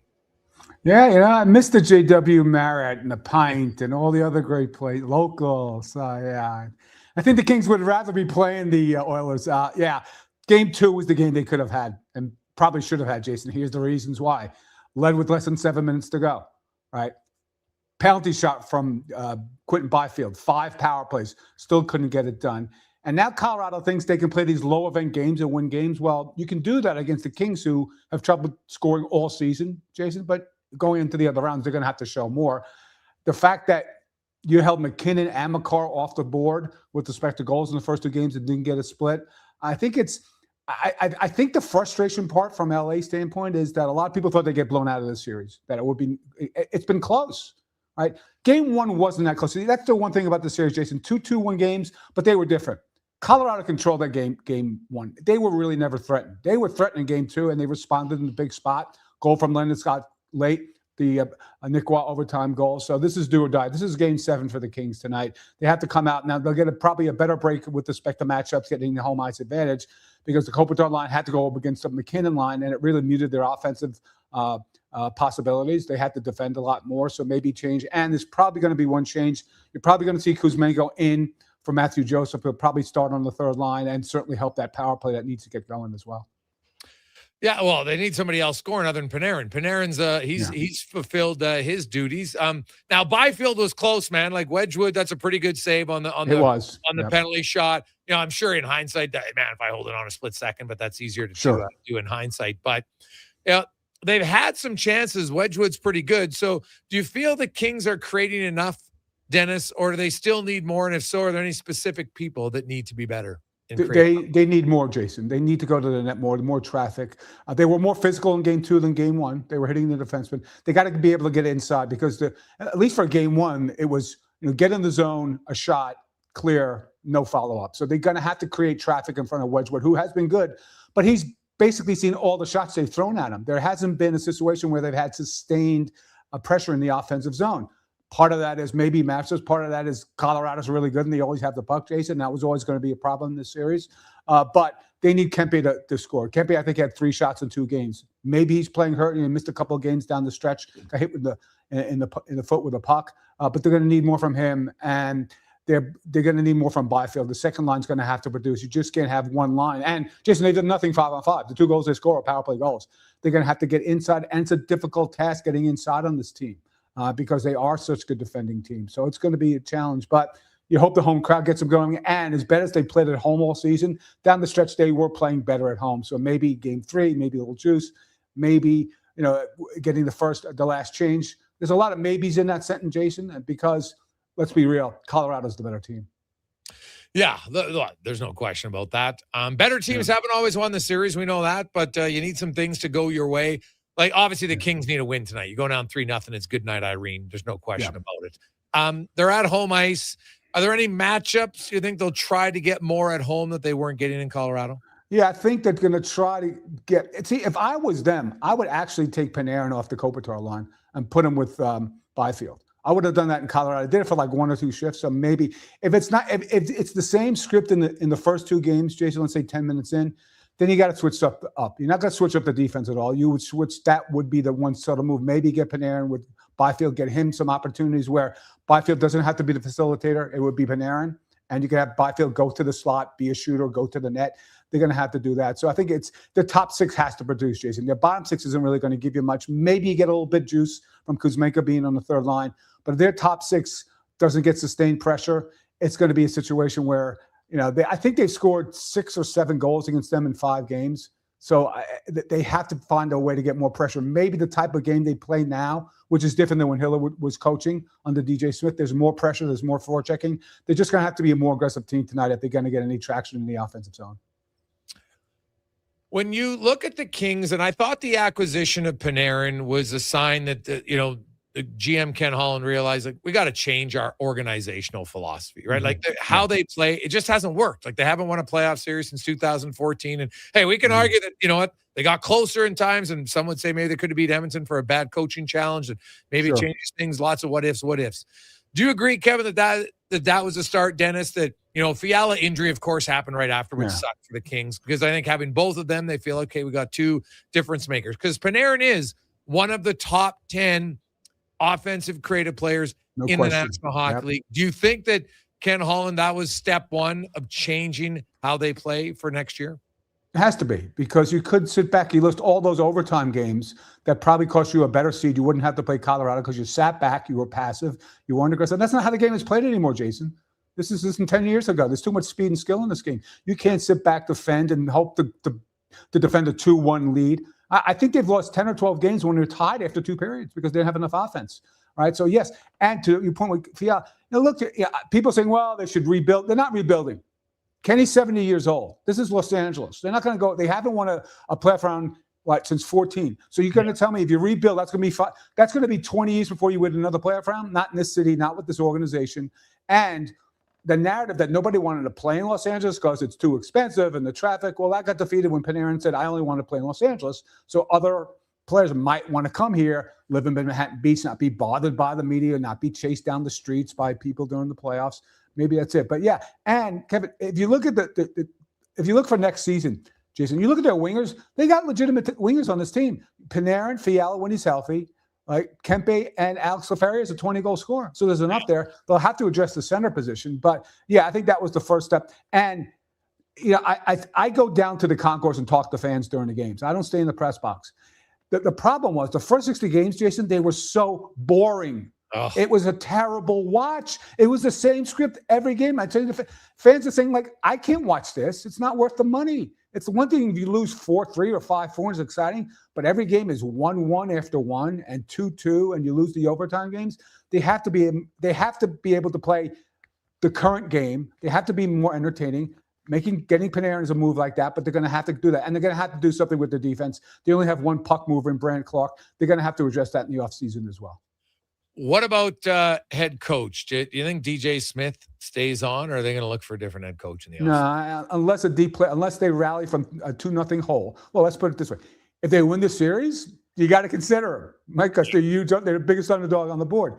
They'd have to probably go to a conference final for me to think that DJ Smith was going to stay in place. I think they're going to look at the pool of candidates and go with somebody else that will play. Because remember, he's just a leftover from the Hiller regime. He was the assistant coach. Yeah. And he ran the penalty kill, and penalty kill's been bad all year. So, yeah, short of a long run, which I don't see, there'll be a different man behind the bench next season. And it's got to be somebody that plays up-tempo, rush game. You can't play the passive game. This all started when Todd came in. They weren't a very good team. How do you equalize? How do you level it? You play a defensive 1-3-1 system. That started it all. It ran out its usefulness. Now they have to change to your point. They have to evolve into the current day play. Panarin helps that, and their other wingers do too. Dennis Bernstein joins us from the fourth period talking Kings and Avs, but also Dennis, I know obviously you follow the whole all the NHL, all the playoffs, and I'm sure Kings fans are watching like, what do you mean McDavid didn't get a point in 2 games? What the hell's going on here? So you look at the Ducks, say good for them, but honestly, like I've watched Connor McDavid for over a decade, and I've never seen him fight the puck like he did in game 2. I don't think it's sustainable. I'm not one who buys into the Ducks are doing everything great here to limit him, because I'll say this: if they continue to play Tim Washy against Connor McDavid, I'll take that matchup all day long. Like, I'm sorry. He's a rookie who, he's had a few good games. Good for him. But, I'm curious to see what Joe Quenneville's going to do in Anaheim. Because I think if he just keeps rolling that dice, eventually it's coming up snake eyes. Yeah, I don't know what else he could do. This is their DNA this year, Jason. Like that they think they can outscore their mistakes, right? And as lots of people talk about those style, his save percentage during the season is like .889. He's not like that good. It's not going to change. When it's going to change? Well, the right side of the Ducks defense, they're all unrestricted free agents, right? So you think that's going to change. But you're right. I don't know, playing this type of hockey against the Oilers, right? You probably think, okay, well, this is the one team that you could do it against, right? But there's just too much firepower. Leon looks like the old Leon. As much as you want to criticize Connor for the first 2 games, I just think there's just too much firepower. So I think that the Oilers will come down to Southern California, get a split, probably win in 6 games. But it's a good learning experience for the Ducks. But you're right. This style of play against Edmonton, you can't do it. They have the firepower to do it, to stay in games. But to win games, to win 4 games against this team with all their experience, I don't see it happening. Who do you like in that Dallas-Minnesota series? Can I tell you there's 2 minutes to go in the game 7 and it's Todd?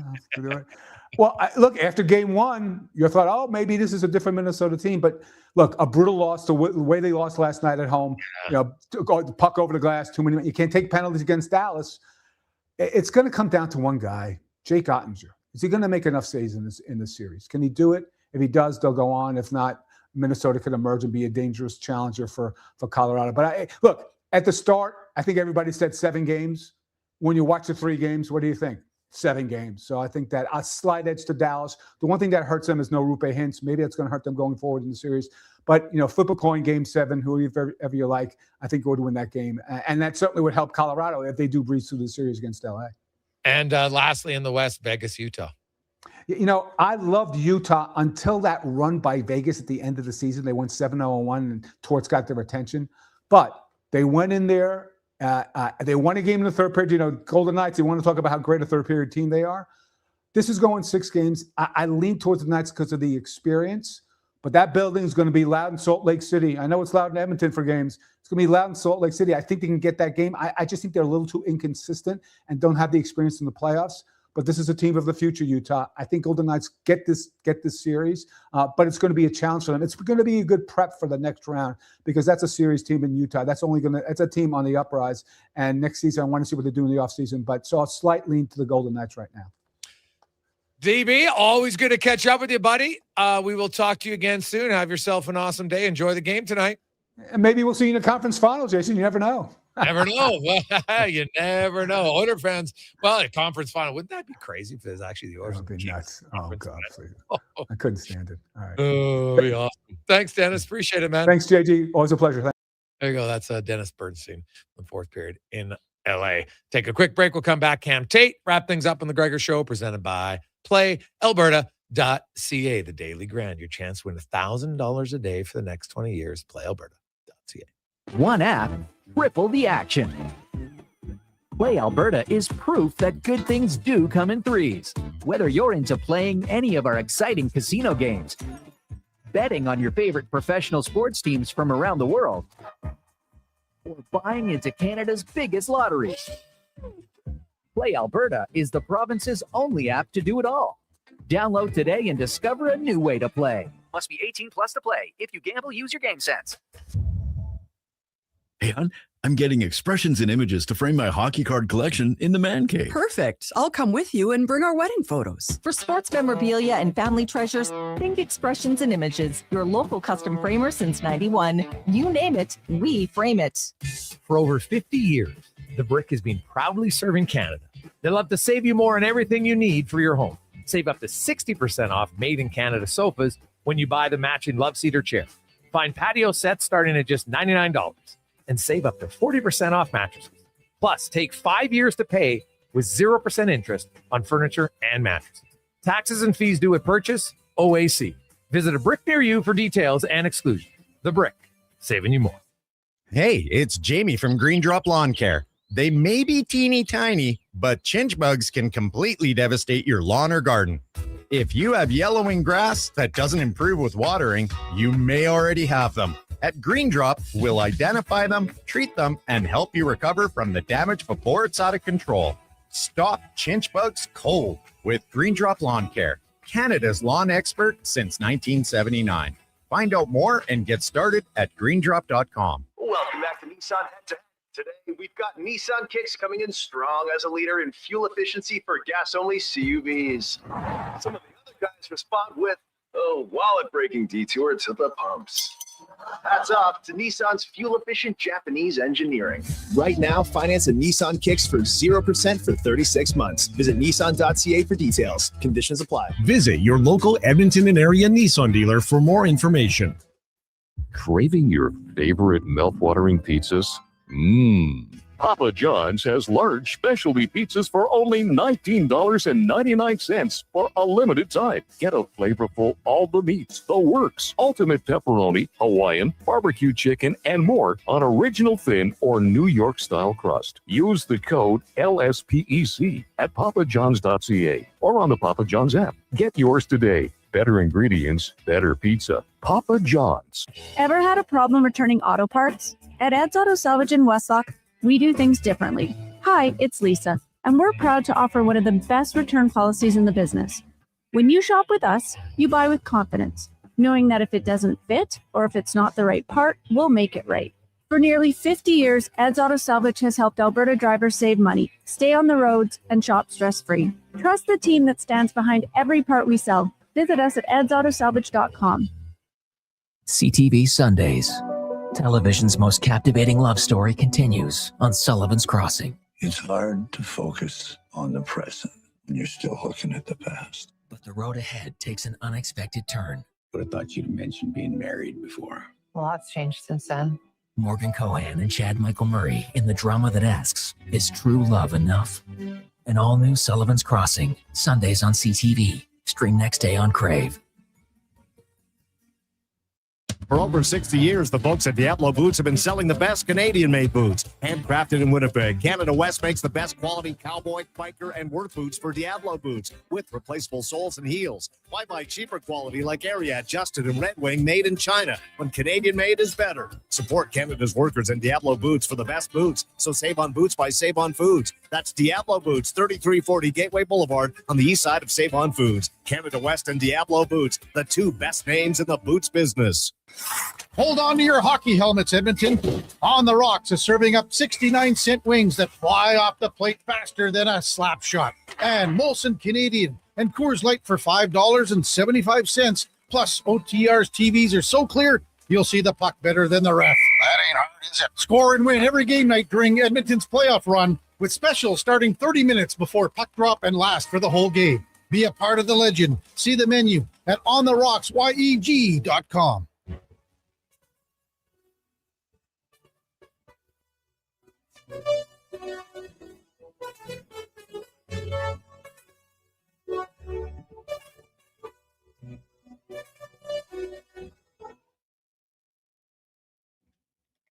Portions of this hour brought to you by Cantork, made in Canada, made for Canada, or extreme isn't theoretical. Find your solution at cantork.com. The Jason Gregor Show, the best of Edmonton sports talk and beyond. This is Sports 1440. Presented by PlayAlberta.ca, Alberta's only regulated online gambling website.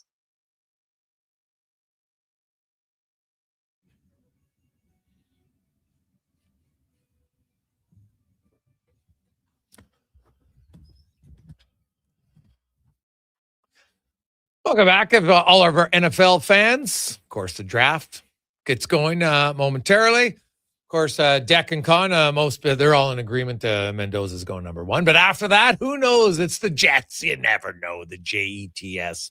All you know is whoever they pick, their fans are likely going to boo. Right? Some will cheer, some will boo. That's what's going to happen. I doubt there'll be a consensus on who they like as their pick in the NFL draft. Currently number 2, or do they trade it? Maybe. Now, let's get to the 2-minute warning with Cam Tate, brought to you by Legacy Heating and Cooling, home of the no payments, no interest for 1 year on your AC unit or your furnace. Bundle them together, saving more. LegacyHeating.ca. Cam Tate, longtime journalist in town. Cam, born with cerebral palsy, is in a wheelchair. He's never let him slow him down. Tater's a great inspiration, continues working, always wanted to be in radio, and now through the wonders of technology, Cam's words come to life in the 2-minute warning. Ah, the Edmonton Oilers. A team that, like the city they call home, is built on grit, resilience, and the eternal hope that tomorrow will be better than today. And yet, as I sit here, trying to untangle the Gordian knot of emotions that Game 2 has left us with, I find myself wrestling with a feeling I can't quite shake. A feeling that the Oilers, bluntly, are in a heap of trouble. Now, I'm in the minority, big time. See, we ran an X poll asking if you think the Oilers will bounce back Friday night in Orange County. 80%. They said yes. 20%, including me, said no. This morning on the Kevin Karius show, I said as much. I said it plainly, without varnish or sugarcoating. The Oilers, heading into Game 3 of this best-of-7 series against the Ducks, are lucky, damn lucky, to have one win. And while some might dismiss Game 2 as just one game in a long series, I can't help but feel it was more than that. It was a harbinger, an omen, if you will. There was something eerie about it, something unsettling. Connor McDavid, the wunderkind, the generational talent, the player who has carried this team on his back more times than we can count, was held off the score sheet. And while some have spun this as a negative story about McDavid, I'll debate that all week and twice on Sunday. No, this isn't a story about failure. It's a story about expectation, about the weight of being not just a player, but a symbol, a beacon of hope for an entire city. McDavid is special. He's one of a kind. And when he doesn't record a point, it's not a failure. It's newsworthy. It's a reminder of just how much we've come to rely on him, how much we've come to expect the extraordinary from him every single night. But I wonder, does he feel it too? The weight of those expectations? The pressure of a city that lives and dies with every shift, every pass, every shot. And dare I say it, does he hear the clock? That faint, insistent ticking that grows louder with every loss, with every missed opportunity. Does he wonder, as we all do, what the future holds? Does he ask himself the unthinkable question, will he stay in Edmonton? Now, I know, I'm getting ahead of myself. Maybe I'm underestimating McDavid. Maybe I'm underestimating the Oilers. Maybe Game 3 will be a revelation, a turning point, a moment when this team rises to the occasion and proves us all wrong. I sincerely hope that's the case. I hope I'm wrong, very wrong. 2-minute warning. Gregor, Halley, Kruger, who told me he's never, ever, never been wrong. And by golly, I believe him. I'm Cam Tate, Sports 1440. Probably true. 833-401-1440, 833-401-1440. Hey guys, for the first time in a while, I don't agree with Tater. I love this part of your show. Keep it up. That one comes from JB. Well, JB, that was a good run. Even Tater would say if we all agreed every day, it'd be boring. So there you go. You look at it, hey, he's right about a lot of things. McDavid has been a beacon of hope for a long time. And I think it's difficult for lots of people to say, hey, Connor McDavid's got to be better. So it's like, oh, no, they're getting out coached or this. No. The Oilers, I firmly believe, I'm not going to change my opinion on who I picked to win the series because they lose one game. It doesn't make sense to me, especially in the fashion they lost the game. I'm just there are certain narratives trying to be that I'm just I can't for a second believe people, it's got to get him away from the fourth line. What? Tim Washy's the guy you're worried about? No offense to Tim. Good for him, what he's done. But if you want to keep doing that, I will gladly say, give me that matchup. Let's do it. Like, come on. All day, every day is what I would be doing. So I don't see much of a problem with it at all. So we'll see how it goes the rest of the series. 97 and number 2, 2 of your top 3 players, they need to be better. Start there. Penalty kills got to be better. Like, Ingram, I didn't hate his game in game 2. Probably, maybe goal 1, you would say, hey, that's one you'd like. Sure. But he's not the main culprit. Their power play's got to be better. And, which kind of falls hand in hand with 97 and 2 being better. When your best players are better, you win games. It's just that simple. Right? Hey, who was the leading scorer on the Ducks this year, Connor Halley? Cutter Gauthier. Cutter, yeah. What did he do in game 1? Nothing. What did he do in game 2? Scored 2 goals, and guess what? They won. You have a better chance when your better players are better for any team in the league. It's just how it goes. So I don't worry about it. Hey, Greg, I saw Bouchard was on for 5 goals against last night. Has that ever happened before? Yes, multiple times. There's lots of guys being on the ice for 5 goals against in a game. Not the first, won't be the last for the Oilers. We got some scoring tonight. Connor Halley will update you in our Sports 1440 update as it brought to you by Fountain Tire. Stop in Fountain Tire. When they're on the road together, they meet it. From tires, wheels, oil changes, repairs, and more, FountainTire.com, your one-stop shop.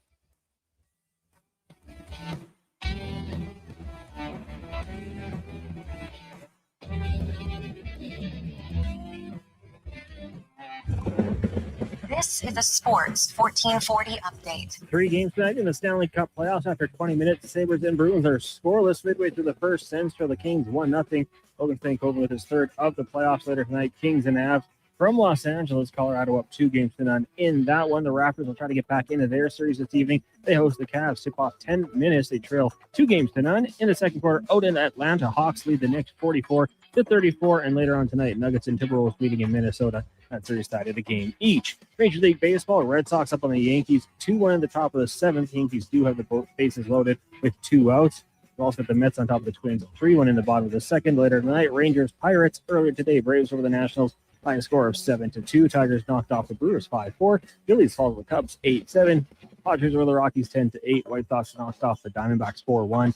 And the Dodgers blank the Giants 3-0. In the AHL playoffs tonight, Condors hosting Coachella Valley. Game 1 pucked up just after 8 o'clock. And in about 10 minutes' time, the NFL draft kicks off. The Las Vegas Raiders on the clock, expected to select quarterback Fernando Mendoza out of Indiana. Coming up next, we've got Fox Sports Radio. I'm Connor Halley. This has been a Sports 1440 update.